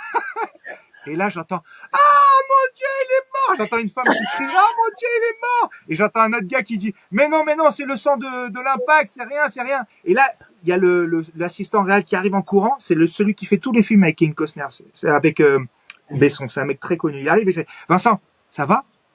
Et moi, je fais comme ça, je fais « Elle est bonne ?» Et là, j'entends tout le monde qui applaudit. Ouais. J'ai le réal, Maggie, qui vient en courant, qui vient se mettre dans l'axe, qui me fait comme ça. Vincent, fantastique. Mais attends, tu parles, j'ai revu la scène, elle était toute claquée. Mais, elle était bonne pour eux. Mais, je te jure, et donc là, à ce moment-là, on me dit, Vincent, ne bouge pas. Surtout ne bouge pas. Donc, il commence à enlever les gros morceaux de verre. Moi, j'avais le nœud de cravate bien serré. Ils me disent, bouge pas, relève-toi. Ils prennent un pistolet à air comprimé qui envoie de l'air. Ils ont enlevé l'air parce qu'il y avait des petits morceaux de verre. Et en fait, c'est comme si un chat m'avait griffé. Je te jure, tu vois sur la vidéo un gros bloc de verre comme ça, mais vraiment coupant. Elle rebondit sur ma carotide. Elle rebondit. Elle ne me coupe pas. Et ben là, je peux te dire, ils ont eu très très chaud. Et après, je suis resté comme ça pendant 3-4 jours dans la même position. Et pareil, une fois, Kevin Costner, il tire dans l'ascenseur, tu sais, parce qu'il me tue. Et il y a le méchant qui s'échappe qui prend l'ascenseur. Kevin Costner, comme les vitres sont cassées, il essaie de tirer pour tuer le méchant. Et pareil, à un moment donné, sur la scène, il tire des balles à blanc, mais c'est des vraies balles qui sortent, tu vois, des vraies douilles de balles. Et je reçois 2-3 douilles. Et tu sais, c'est un peu brûlant quand ça vient tirer. Et là, il fait « Oh, sorry Vincent, ça va, tu sais, en anglais, il dit « Ça va. » Je dis « Non, c'est bon. » Mais que des anecdotes comme ça, tu vois. Mais La première expérience, on répète la dernière. Oh purée, Mais d'accord. tout ça pour te dire que, tu sais, moi j'ai toujours eu des belles opportunités sur mon chemin que je n'ai pas cherché. J'ai pas cherché à être commentateur de l'UFC, j'ai pas cherché à être à Beansport. Quoique Beansport c'était différent parce que je connaissais déjà Charles et j'avais fait un projet avec Charles où j'avais créé Coach Charles? Club. Ouais, Charles Bietri. Ah, Charles Bietri, Parce que ok. c'est Charles Bietri qui m'a fait J'ai venir à jamais Bean. appelé Charles, tu m'excuseras. Ouais, mais c'est parce que Charles c'est un ami aujourd'hui, tu sais. Charles, je les rencontre par hasard, hein, tu sais. C'est un ami qui me dit, il y a une radio qui va essayer de battre le record du temps d'antenne. Il cherche beaucoup de gens. Comme tu viens d'être champion d'Europe, ça te dit de venir. Je dis, bah oui, personne ne me fait de promo, personne ne me fait de pub. Moi, j'y vais. Et là, je rencontre Charles Bietri. Et, euh, et avant de rentrer à l'antenne, il y avait Karima Charny, Edia Charny, il y avait les sœurs Charny, tu vois, qui sont... Karima, elle a fait la Star Academy. Elle présente aujourd'hui la Star Academy, elle est sur Bonjour sur TF1. Et donc, tu vois, il y avait toute cette équipe-là, des jeunes et tout, dynamiques. Ils étaient en direct, et ça faisait déjà un jour qu'ils étaient en direct, ils essayaient de faire 2 jours. Et on me dit, bah tiens, avant d'aller à l'antenne, on va te présenter Charles Bietri. Et moi, je savais même pas qui c'était Charles Bietri. On m'a dit, Charles Bietri, tu vas voir, c'est un mec, c'est un journaliste, c'est lui qui a fait Canal, machin. Et moi, je connaissais pas, je connaissais juste de nom, mais j'avais jamais vu de ma vie, tu vois. Je l'avais vu, si, sur des matchs de boxe, mais je savais pas qui c'était. J'étais jeune. Et donc on me le présente et il me dit Parisi, la famille du judoka. Et je dis oui, c'est mon père Angelo. Et il me dit mais qui tu es, qu'est-ce que tu fais? Bah je dis voilà, je suis athlète de haut niveau, je suis champion d'Europe et si je suis là, c'est parce que je viens de gagner un titre et tout. Il dit mais comment ça se fait que je sois pas au courant? Et je dis bah c'est pour ça que je suis là. Et tu vois, ça le fait rire parce que en fait, je suis très détendu parce que moi j'ai fait jamais de télé, jamais de radio à l'époque. J'ai aucun magazine qui avait fait papier sur moi, donc tu vois, j'étais vraiment là pour être là, quoi. J'étais content. Et là, je suis en train de dire ça, et hop, il y a Karima qui dit Vincent, tu viens, c'est à l'antenne, allez, c'est parti, viens, viens. Et je me rappelle, j'étais avec une chanteuse en même temps, et c'était filmé. Et je peux te dire que même la vidéo, elle est encore sur les réseaux sociaux. Cette vidéo, j'avais un peu les cheveux longs, j'étais avec un sweat rouge et une bande blanche comme ça, un peu en mode euh, Kill l'agence Bill. touriste, tu vois. Ah, je croyais que Ouais, c'était... ouais, c'est ça, ouais, Kill Bill, mais en rouge. Et en fait, je rentre, je commence à parler, je suis à l'aise, je parle des Bah, un musiques peu que comme moi, j'aime, parce quoi, que, en fait, d'ailleurs. non, mais le thème, c'était musique et sport. Et si tu veux, bon, bah, moi, quand on te reçoit bien et que t'es à l'aise, puis j'étais venu pour ça aussi. Donc, du coup, je me dis, bon, allez, j'ai une chance, faut que je la prenne. Et donc là, je commence à parler de la musique, tout ça, et on me dit, mais ton sport, qu'est-ce que c'est? Explique-nous. Et donc, je dis, bah, jiu-jitsu combat, c'est du karaté, là. Mais vous savez quoi? Je vous fais une démo. Et donc là, je prends un des jeunes journalistes qui est là, je commence à faire la démo, je fais un coup de pied, je l'attrape, je le soulève, je le pose par terre, je fais une clé, tout le monde rigole. Et en fait, j'explique mon sport. Et là, il y a Karima qui dit, mais Charles, c'est bizarre, tu parles pas depuis tout à l'heure. Il dit, c'est normal. Il dit, parce que Vincent, il vient d'être casté en direct et il animera une émission à la rentrée et tout, sur Goom Radio et tout ça. Et en fait, là, tout le monde applaudit. Un truc de fou. Et voilà. Et donc, mon aventure Charles Bietri a commencé comme ça. Quand je sors, il me dit, écoute, j'adore ta manière d'expliquer, j'adore, tu simplifies, tu parles bien, avec un petit peu de travail, tu peux être très très bon.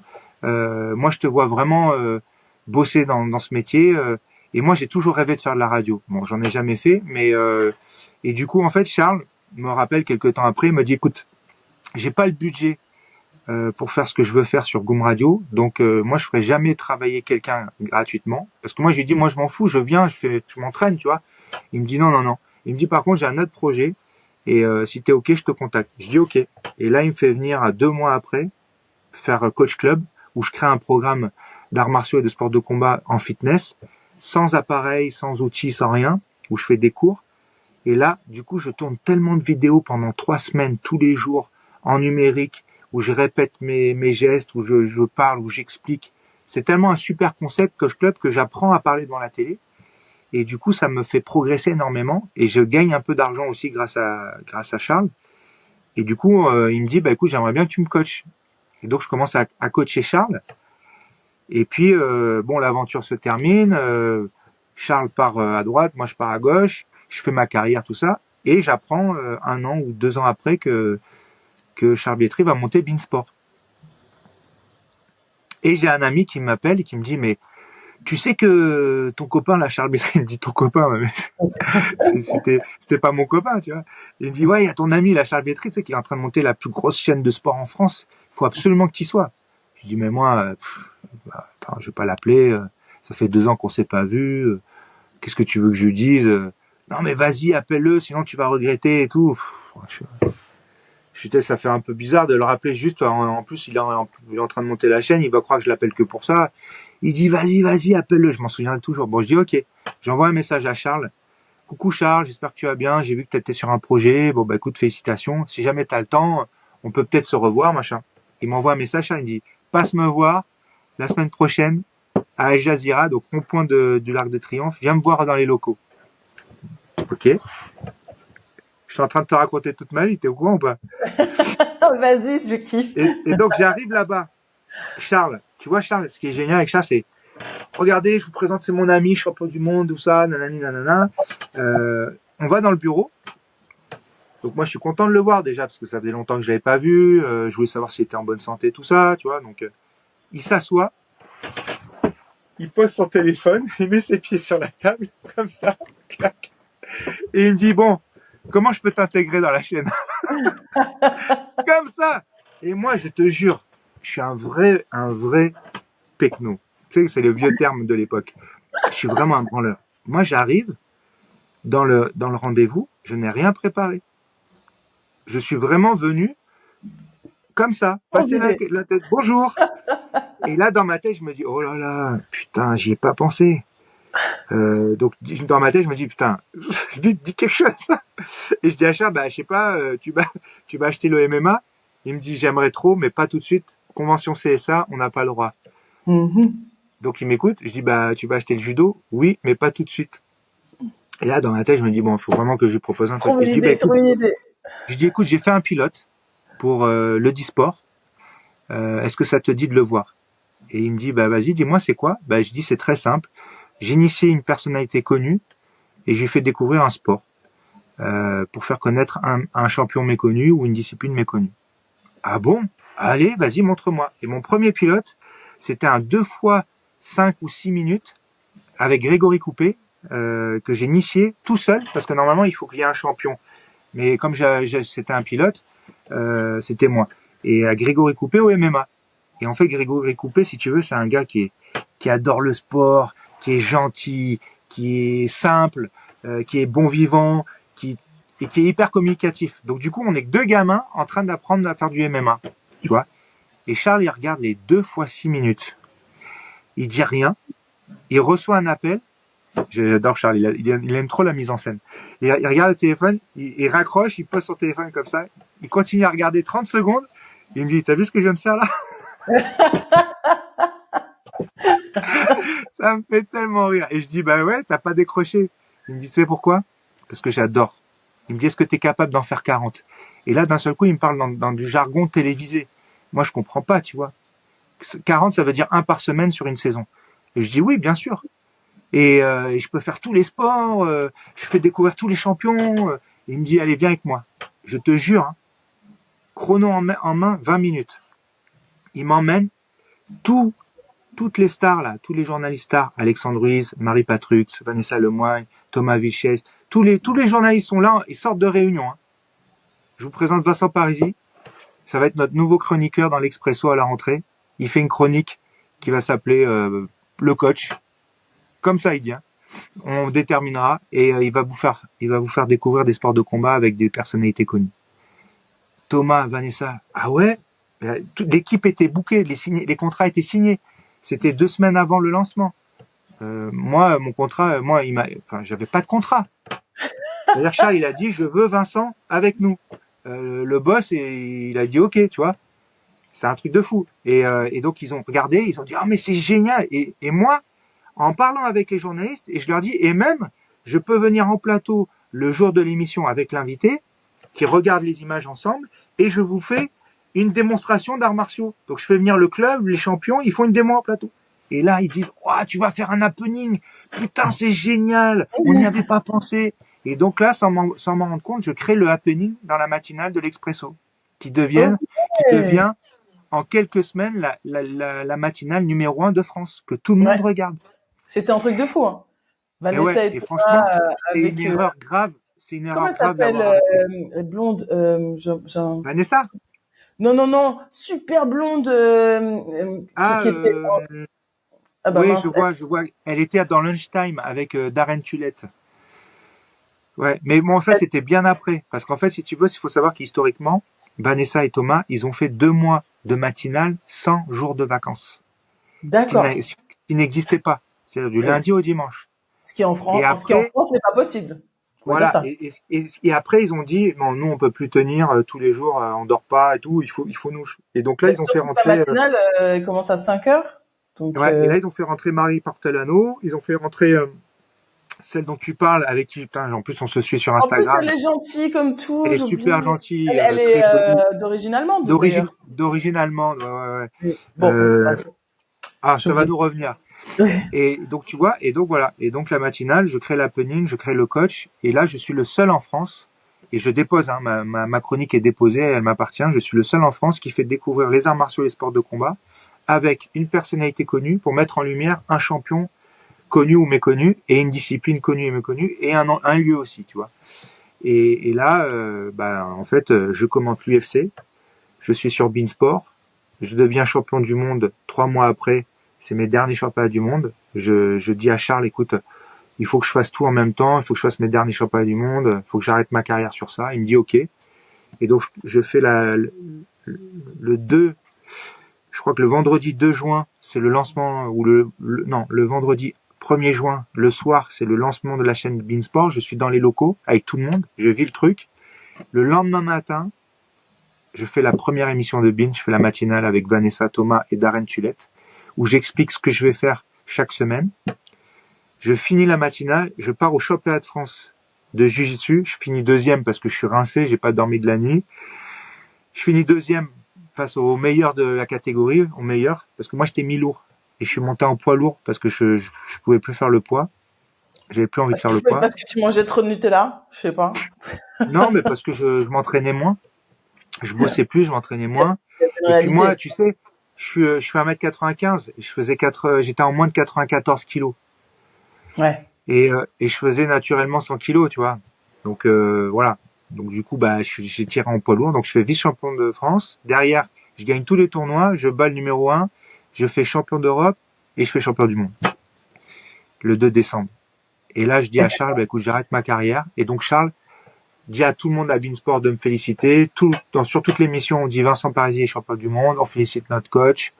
Je monte ma médaille en direct et tout. Et là, je passe à consultant et là, je fais plus que ça, quoi. Voilà. Et ça fait alors on est en quelle année là quand tu termines? Et là, on est en 2024 et je Non, mais commence en pas aujourd'hui. Ouais, vas-y, allez. 2012. 2012. Ouais, donc ça, on y a 12 ans. Ah bah tiens, on termine nos carrières respectives en même temps, même année. Ouais. Mm. 12 ans plus tard, tu te dis que c'est une après-carrière réussie? En fait, si tu veux, moi, comme je t'ai dit, j'ai toujours suivi les You go with opportunités the flow. qu'on m'offrait. Ouais. Moi, je fais ça par passion. Pourquoi j'ai créé cette chronique? J'ai créé cette chronique parce que autour de moi, je connaissais que des champions du monde, des champions incroyables, qui n'avaient pas la chance de bénéficier d'une couverture médiatique. C'est un C'est-à-dire peu que ce que tous tu as mes vécu. copains, Quand mais tu te oui, pointes mais champion moi, d'Europe et que personne ne te connaît, c'est ça. mais moi, si tu veux, j'ai pas fait ça pour ça. Moi, comme je t'ai dit au début, je m'étais dit, je voulais être comme mon père, je voulais avoir des gens qui m'aiment autour de moi, qui soient admiratifs, qui Mais du soient coup, tu n'as pas bienveillants. répondu à cette question. Est-ce qu'avec la Ouais, télé, tu as des gens qui t'aiment? oui, mais j'ai pas fait la télé pour ça. Mais Oui, peut-être peut-être. Ah oui. qu'inconsciemment, j'aime faire des choses pour peut-être être aimé encore, peut-être. Mais maintenant je suis papa et tu sais, Le petit Gabriel, qui a un ouais, la magnifique plus, prénom. Je ouais, tiens à le dire parce que c'est mon deuxième prénom, Gabriel, tu vois. ouais. Donc, Et c'est tu son pouvais pas grand mieux trouver. et c'est son grand frère Léane qui l'a trouvé. Et et si tu veux, depuis que je suis papa, j'ai il y a plein de démons qui sont partis. Euh, la plus belle chose pour moi, tu vois, j'aurais été papa avant, plus jeune dans ma carrière, ça m'aurait changé la vie. J'aurais été un champion et beaucoup plus grand champion, j'aurais gagné beaucoup plus de titres. Ça, parce que ça m'a vraiment apporté beaucoup. Mon fils, c'est quelque chose, c'est vraiment l'amour pur, l'amour parfait, l'amour sincère, pas de vice, pas de mensonge. Voilà, c'était vraiment depuis que mon fils est né, je suis en paix avec moi-même. Tu vois ce que je veux dire? Et ça m'a fait comprendre aussi ce par quoi mon père est passé, ce par quoi moi je suis passé. Et ça a été la boucle, tu vois. C'est-à-dire que tout a été logique. Et je peux te dire qu'aujourd'hui, il y a plein de gens qui me disent waouh, c'est incroyable, c'est ci, c'est ça. Mais c'est qu'une étape. Il y a encore plein d'autres étapes. Et moi, je suis content parce que, contrairement à beaucoup de sportifs, parce que même dans les sports olympiques, il y a des sportifs qui galèrent. Moi, j'étais dans un sport non olympique. J'ai galéré, mais contrairement à beaucoup de sportifs, j'ai toujours travaillé en même temps que j'étais athlète. Et moi, j'étais athlète. Je m'entraînais comme un sportif de haut niveau. J'étais même pas reconnu encore sportif de haut niveau. Faut savoir que moi, je fais partie de la génération de ceux qui ont fait que notre sport est devenu sport de haut niveau. J'étais le premier sportif de haut niveau de mon sport. Et Qu'est-ce que ça change? moi, je m'entraînais le matin avant d'aller travailler. Je m'entraînais entre midi et 2 pendant le travail, et je m'entraînais tous les soirs, tous les week-ends, toutes les vacances. Et qu'est-ce que ça Donc, change d'être reconnu, d'être le premier sportif reconnu sport? non, mais attends, avant de te dire ça, pourquoi je te le dis, c'est parce que moi, du coup, j'ai appris à me débrouiller et je me suis formé, j'ai passé mes diplômes, j'ai appris un métier sur le tas, j'ai appris le métier de la télévision, j'ai appris à faire des documentaires, à réaliser des pastilles, à gérer une production, à faire des commentaires, à gérer les coms, l'organisation des commentaires.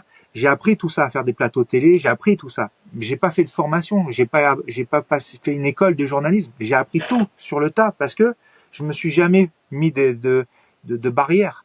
Et du coup, si tu veux, je suis fier de ça parce que c'était pas prévu.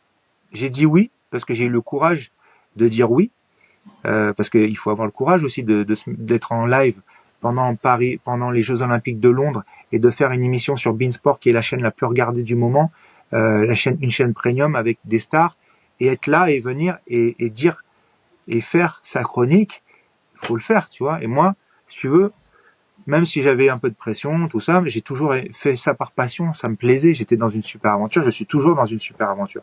Et après, être le premier, j'ai eu l'impression d'être un peu comme mon père, c'est-à-dire d'être un peu un fer de lance de mon sport, d'être le premier médiatique, le premier médiatisé, le premier connu, le premier. Ça, c'est une fierté, c'est comme être champion du monde, c'est une fierté, c'est l'orgueil, c'est un peu personnel, mais c'est une fierté, c'est une satisfaction. Grâce à ma génération, grâce à moi, les jeunes d'aujourd'hui ont une prime. Ils sont payés pour s'entraîner. Alors, ils sont très mal payés, hein, mais ils gagnent de l'argent. Moi, je gagnais pas d'argent. Moi, on a été les premiers à gagner une prime sur les championnats du monde. Champion d'Europe, tournois internationaux, 0 médaille. Championnat du monde, 0 chèque. Championnat du monde, un cachet.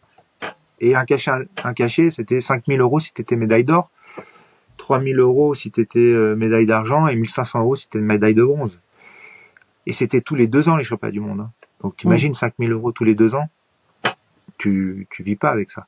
Donc ouais, j'ai un parcours atypique, je ne regrette rien, j'ai été heureux, j'ai vécu une aventure humaine extraordinaire avec mes potes. Parce que moi, ce que j'ai aimé, voilà, pour te répondre, c'était cette vie d'athlète. Être avec mes copains, voyager, souffrir, se blesser, s'aider, se conseiller, transmettre. Tu sais, regarde, tu vois, le coup de pied, tu devrais le faire comme ça, tu dois tourner les hanches, tu vois, fais comme ça, fais comme ci, les mouvements de judo, fais comme ci, fais comme ça. Tu sais, c'était tout le temps s'entraider entre nous et vivre une aventure en voyageant dans le monde entier. Et c'est ça que j'aimais finalement. C'était être avec mes copains, plus que gagner. Gagner, bon, bah j'ai gagné assez rapidement. C'était plus l'orgueil qui était flatté, tu vois. Mais en vrai, c'était pas ça que j'aimais. C'était pas gagner, c'était être avec mes potes, tu vois. Tu disais tout à l'heure, c'est pas fini. C'est quoi la suite? Bah écoute, il faut jamais se dire le meilleur est passé. Tu sais, des opportunités professionnelles, on en a tout le temps. Regarde, j'ai eu des moments très difficiles dans ma vie récemment, et j'ai un peu laissé tomber plein de projets. J'étais un peu dans. Je pense que c'était une dépression, mais pour moi, ça n'existe pas la dépression parce que je suis en bonne santé. J'ai un enfant en bonne santé. J'ai eu que de la chance toute ma vie, même si sur mon chemin j'ai rencontré des gens qui ont voulu me détruire, ils y sont pas arrivés parce que j'ai tellement été gâté par la vie que je suis un optimiste de la vie tout le temps, tu vois. Tout le temps, je suis heureux. Je vois toujours le bon côté des choses. Et j'étais pas, tu vois, j'étais un peu, voilà, j'ai l'impression de stagner et bim, allô Vincent, voilà, on a la licence des Jeux Olympiques, on aimerait faire un bouquin avec toi, est-ce que t'es ok? Voilà. Salut Vincent, bah écoute, je vais faire un film, ça va être mon premier film, tu veux le faire avec moi? Ok, voilà. Tu vois, c'est que des, la vie est bien On faite. frappe à ta porte. Et bien Finalement, sûr, t'as pas besoin de déposer des CV. Toi, ce sont les gens qui viennent à toi. C'est fou quand même. mais tu sais, je vais te dire une chose, ça me fait rire parce que les gens croient que mon père c'est une légende. Mon père, tous les gens qui sont au pouvoir, tous les gens qui sont chefs d'entreprise sont des gens qui ont des générations qui ont connu mon père champion. Il y en a qui sont décédés, mais il y en a qui sont tous. Mon père, s'il avait voulu, il aurait fait allô et j'aurais eu un poste n'importe où. Sauf que mon père, c'est pas un homme comme ça, c'est quelqu'un de très simple, qui n'a pas fait d'études, qui est né paysan, qui n'a jamais eu conscience de l'admiration qu'avaient les gens pour lui et de l'impact qu'il avait parce que c'est une personnalité publique. Il porte drapeau à Los Angeles, c'était une star, c'était le Teddy Riner et le David Douillet de l'époque, tu vois. Donc mon père, moi un jour mon père, je vais le voir, je lui dis papa, tu sais là il y a la Coupe du Monde. Je te parle de la Coupe du Monde il y a 10 ans ou 15 ans, hein. Il y a 15 ans. Il y a la Coupe du Monde au Stade de France, tout ça. Toi t'as plein de potes rugbyman, tu peux pas m'avoir des places? Et mon père il me dit mais à qui tu veux que je demande? Moi je sais pas. Mon père il sait pas.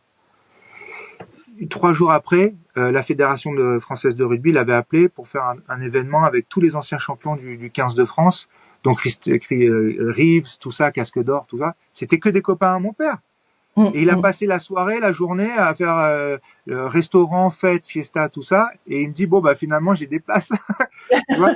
Mais parce que mon père c'est un mec incroyable. Ça a jamais été un calculateur. Il a jamais profité. Il a jamais appelé pour demander quoi que ce soit. Les choses sont toujours venues à lui. Et je pense que j'ai cette chance aussi que d'avoir ce nom. Parce que moi, dès le départ, je sais que j'avais un nom. C'était un cadeau. Donc mon père, il n'a pas eu besoin de m'aider. Il m'a bien éduqué. Je me suis toujours débrouillé comme un grand. Il n'a pas eu besoin. Son fils, il s'est toujours débrouillé comme un grand. Tu vois. Donc du coup, partout où j'allais, c'était Parisis, la famille du judoka. Oui, mon commandant. Oh là là, mais votre papa, c'était un immense champion. Bah oui. Tu vois, partout, ça a été comme ça. Et comme moi, si tu veux, j'ai jamais été, j'ai eu une bonne éducation. Bonjour monsieur, bonjour madame. J'ai toujours été poli. J'ai jamais été vicieux. J'ai toujours été sincère. Et je pense que les gens le ressentent. Et c'est ce qui fait qu'aujourd'hui, bah, je coach des personnalités, que je les coach à l'année, que ces gens-là sont devenus des amis, comme Jérémy Ferrari. Jérémy Ferrari, aujourd'hui, c'est mon ami, c'est mon frère, c'est quelqu'un de ma famille. C'est-à-dire que demain, que je fasse un film avec lui ou pas, que je sois juste son coach ou dans un film, ou qu'il ait fait la préface de mon livre, parce que c'est mon ami, parce que le sport l'a sauvé, tu vois, c'est parce que voilà, c'est un comportement. Je pense que c'est mérité, tu vois, parce que j'ai travaillé dur aussi. Même si j'étais à 50%. J'ai travaillé dur, mais à 50%. Tu m'as tué C'est, là, c'est, sur cette histoire non, de non, jeu. mais J'ai pas tout à fait écouté. ça peut paraître prétentieux ce que je dis. Mais je te jure, je me suis jamais vraiment mis à fond parce que j'ai l'impression que j'avais tellement de facilité, c'était tellement un don que je me disais que c'était pas juste, tu vois, par rapport à mes adversaires. Et quand je suis tombé sur des Pour être adversaires, juste, tu t'es dit, je vais me mettre à 50%, comme ça on sera juste. mais souvent, je me suis saboté, hein. Mais quand j'ai eu des adversaires qui étaient vraiment forts et qui étaient surtout plus vicieux et plus tactiques que moi, là, j'ai été obligé de m'entraîner. Mais c'était surtout la tête que je devais travailler parce que j'avais tout pour gagner. Tu vois, c'était juste que dans ma tête, il fallait que j'accepte de me dire, allez Vincent, maintenant tu veux vraiment gagner pour toi et pas pour ton père et pas pour tes amis et pas pour les copains et pas pour la France et pas pour machin. Fais-le vraiment pour toi. Et le jour où j'ai dit, je le fais pour moi, parce que je ne peux pas arrêter ce sport sans être minimum champion du monde, fais-le. Et je l'ai fait. Voilà. Et qu'est-ce qu'il te reste à faire maintenant alors? J'ai l'impression que toi, Ben, tu accueilles la il me reste vie à bras ouverts et que tu prends tout ce qui vient avec beaucoup d'amour et beaucoup de passion, mais Je sais pas. Alors, il me reste à faire trouver une super maman pour faire un petit frère ou une petite sœur à mon fils, parce que mon fils n'arrête pas de me dire papa. Attention, Ah, je lui dis, l'appel mais est lancé, Vincent. non, mais attends, mon fils, il me dit, tu sais, papa, parce que mon fils, il a plein de copains qui ont des petites sœurs, des petits frères. Il me dit, papa, moi, je veux un petit frère, je veux une petite sœur. Je lui dis, tu sais, Gabriel, si tu veux que papa il fasse un petit frère, une petite sœur, ça veut dire qu'il faut que je trouve une maman et que je fasse un petit frère, une petite sœur. Il me dit, alors, papa, tu sais ce que tu fais? Tu prends une maman et tu me fais un petit frère, et tu me fais une petite sœur. Il me dit, non, il me dit, regarde, si tu vois une maman, tu la prends et tu me fais un petit frère, et une petite sœur. Non, mais moi, il me reste à accomplir mon rôle de papa, faire en sorte que mon fils soit heureux, épanoui, faire en sorte que moi, j'évolue professionnellement, que je continue à faire des choses que j'aime. Parce que la chance que j'ai, et que beaucoup de gens peut-être n'ont pas, c'est que moi, je fais des choses que j'aime. Tu vois, j'aime ce que je fais. Quand je fais mes chroniques sur Beansport, quand je suis un vrai gamin, quand je fais mes chroniques, je m'amuse vraiment, je chambre vraiment mes invités, je rigole vraiment, je fais pas semblant. C'est un jeu. Mon père m'a toujours dit, si tu veux être le meilleur, si tu veux progresser, si tu veux être fort, n'oublie pas, il faut que tu t'amuses. Le jour où tu t'amuseras plus, tu ne progresseras plus. Et il avait raison. Dans le sport, quand tu t'amuses, quand un coach est capable de te faire progresser en t'amusant, en prenant soin de toi, en prenant soin de ton intégrité physique et psychique, tu progresses toujours. Après, si t'es une mule, bah, t'arriveras à un certain niveau. Après, le talent et le don, un Teddy Riner, un Michael Jordan, un Mike Tyson, il y en a que 5, 10 dans la vie, tu vois. Mais être un champion, tout le monde peut l'être avec du travail. Et ça, c'est, si tu veux, la chance que j'ai eue, c'est que même s'il y a eu des moments où j'étais seul, il y a eu des moments où c'était dur, il y a eu des moments où j'étais trahi, on m'a menti, on m'a manipulé, on m'a fait du mal indirectement ou directement, on m'a critiqué ou quoi que ce soit. J'ai toujours été positif et j'ai toujours eu des gens très très très sincères et très droits autour de moi que j'ai choisis. Parce que moi, j'ai la chance aujourd'hui, c'est d'avoir un entourage incroyable. Je travaille et je vis et je ne fréquente que des gens que j'ai choisis. Et ça, c'est une force. Et j'ai choisi des gens bien. Et ça, ça n'a pas de prix. Et faire ce que j'aime, ça n'a pas de prix non plus. Tu vois. Quand je coach, c'est pas me dire ah je suis coach. Non, non. Moi, j'aime prendre soin des gens que je coach. Tu vois. Je leur change la vie. Je leur améliore leur quotidien. Je suis un peu un coach de vie, tu vois. Et quand j'y arrive pas, contrairement à beaucoup de coachs, eh ben, je demande à un copain qui est fort dans une compétence et je lui dis, vas-y, occupe-toi de lui. Et comme ça, il progresse encore plus, tu vois. De toutes les façons, toutes les personnes qui croisent ton chemin et qui te connaissent ne peuvent pas penser que tu es en train de te la raconter ou quoi que ce soit parce que quand on te croise, on sait t'es généreux en amour, t'es généreux en sourire, t'es généreux en chaleur. Voilà, moi c'est ce que je retiens de toi parce qu'on s'est très peu croisés en dehors de Bean, mais Ouais. vraiment voilà, Mais on a eu un bon feeling quand même, hein. c'est vrai. C'est vrai que ça c'était, je sais plus, on s'est très peu parlé bizarrement, mais Ouais. Bill, mais Non, mais j'étais c'est sur la parce que, matinale. Tu sais, j'étais très tôt et je repartais assez tôt, donc je croisais pas beaucoup de gens. moi, on avait fait la soirée du Super Bowl ensemble. Ah oui, c'est vrai, avec Samir, à Moody. Ouais. Ouais. Mais bon, après, c'est vrai que bon, malheureusement, t'es pas resté plus sur la chaîne. Ce qui est dommage, c'est qu'on n'ait pas pu développer un programme aussi pour toi, peut-être, ou te laisser un peu plus de place, ou je sais pas, t'as eu peut-être d'autres opportunités.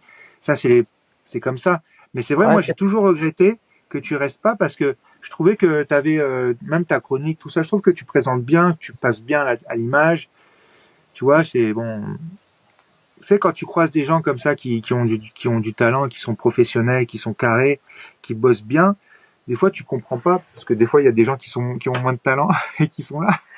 est-ce que tu veux que je te dise ce qu'on m'a dit? Parce que comme ça va être clair. Je dis Bah oui, toujours dans tu peux, ce, tu, dans ce tu peux. podcast, il n'y a pas de tabou. Généralement, ce sont les invités que j'autorise, je les invite à ne pas créer de tabou. Concrètement, même si on m'a poussé plein de fois à créer un produit que j'ai présenté à la direction 2 fois, on m'a dit clairement, Vanessa, ne t'attarde pas ici, tu n'as pas la bonne couleur. Et on m'a dit, regarde les filles de l'antenne et tu verras que tu n'as pas la bonne couleur de peau, mais ni la bonne couleur de cheveux. Parce qu'à cette époque, fallait être bien blonde pour passer à l'antenne, et ce qui a pas trop changé sur l'antenne.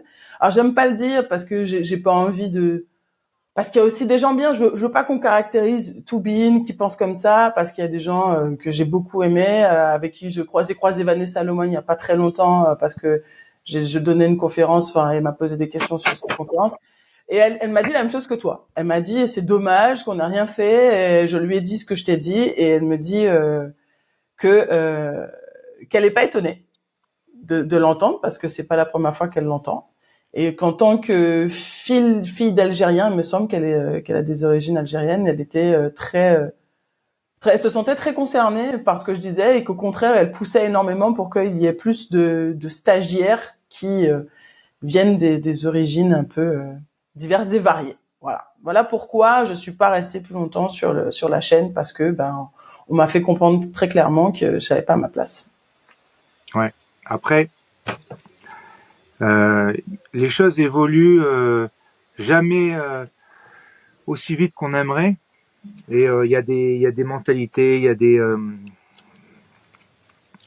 a des c'est social aussi, hein. C'est dans notre pays, il y a des choses aussi qui sont pas encore tout.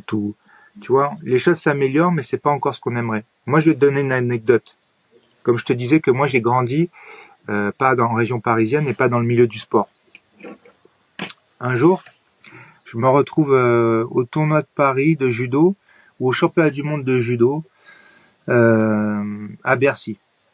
Une compétition comme ça, à Bercy, gros tournoi. Et donc, je suis en train de parler avec un ami sur un stand, et je dis, tu te rends compte, mon père, il a des places dans les gradins. Je dis quand même, c'est un peu inadmissible, tu vois. Et il me dit, putain, non, t'es sérieux, ton père, il est dans les gradins? Non, mais attends, c'est une blague. Et là, j'ai deux nanas très bien placées à l'époque de la fédération qui arrivent à côté de moi et qui disent bonjour, et sans me faire attention à moi, tu vois. Mais de toute façon, ils me connaissaient pas, puisque moi, je venais de débarquer, tu vois, à Paris. Donc, personne ne m'avait vu depuis très longtemps. Tu vois. Ils savaient pas qui j'étais. Et ah, ça va, tu vas bien? Ah, vous parlez de quoi? Non, mais attends, tu te rends compte? On est en train de dire que Angelo Parisi, notre champion, Angelo Parisi, il est dans les gradins. Il est même pas en loge comme comme les cadres, tout ça, de la Fédé, ou les anciens champions, tout ça. Et la nana, tu sais ce qu'elle dit?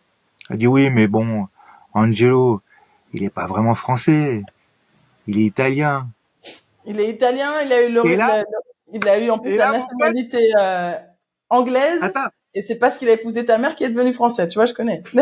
Ouais, en fait, il est né en Italie, il est d'origine italienne, il est immigré en Angleterre à l'âge de 3 ans, et il a rencontré ma mère sur un stage à Avignon, et il s'est marié avec ma mère, et il est devenu français. Et là, le gars, mon ami, je dirais pas qui c'est pour le dire, mais mon ami fait, ah bah tiens, je te présente Vincent Parisi, c'est son fils. Et la fait, et les deux, elles font comme ça, ah, oui, elles ont bégayé, tu vois. Et moi, je les ai regardées, j'ai fait un grand sourire, et je suis parti. Je sais très bien qui elles sont, tu vois, et elles savent très bien. Mais c'est pour te dire que, tu vois, il y a des gens, ils sont pas comme nous. Et c'est pas la majorité. Mais il y a des gens, ils sont pas comme nous. Et il y en a, tu peux leur en vouloir, et il y en a, faut pas leur en vouloir. C'est une éducation aussi, tu vois. Donc voilà, il faut un peu de tout pour faire un monde. Mais on est là aussi pour changer les choses.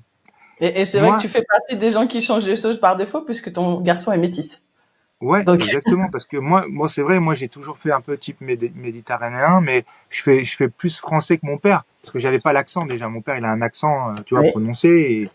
Mais oui, même si c'est pas fait exprès, mais mon fils, voilà, c'est un métis, et c'est un beau garçon, et il va faire changer les choses aussi de son côté. Et pour finir l'anecdote sur ton père, je crois que la seule fois de ma vie où j'ai croisé ton père, ça devait être en loge à Bercy. Donc finalement, il a fini par y accéder. Ouais, mais bon, tu sais, il y a toujours des injustices malveillantes, malheureusement.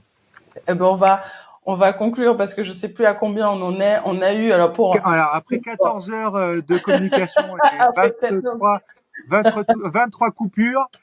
N'oubliez pas, 30 minutes de sport par jour pour tous. Soyez prêts pour Paris 2024. avec Vincent Parisi.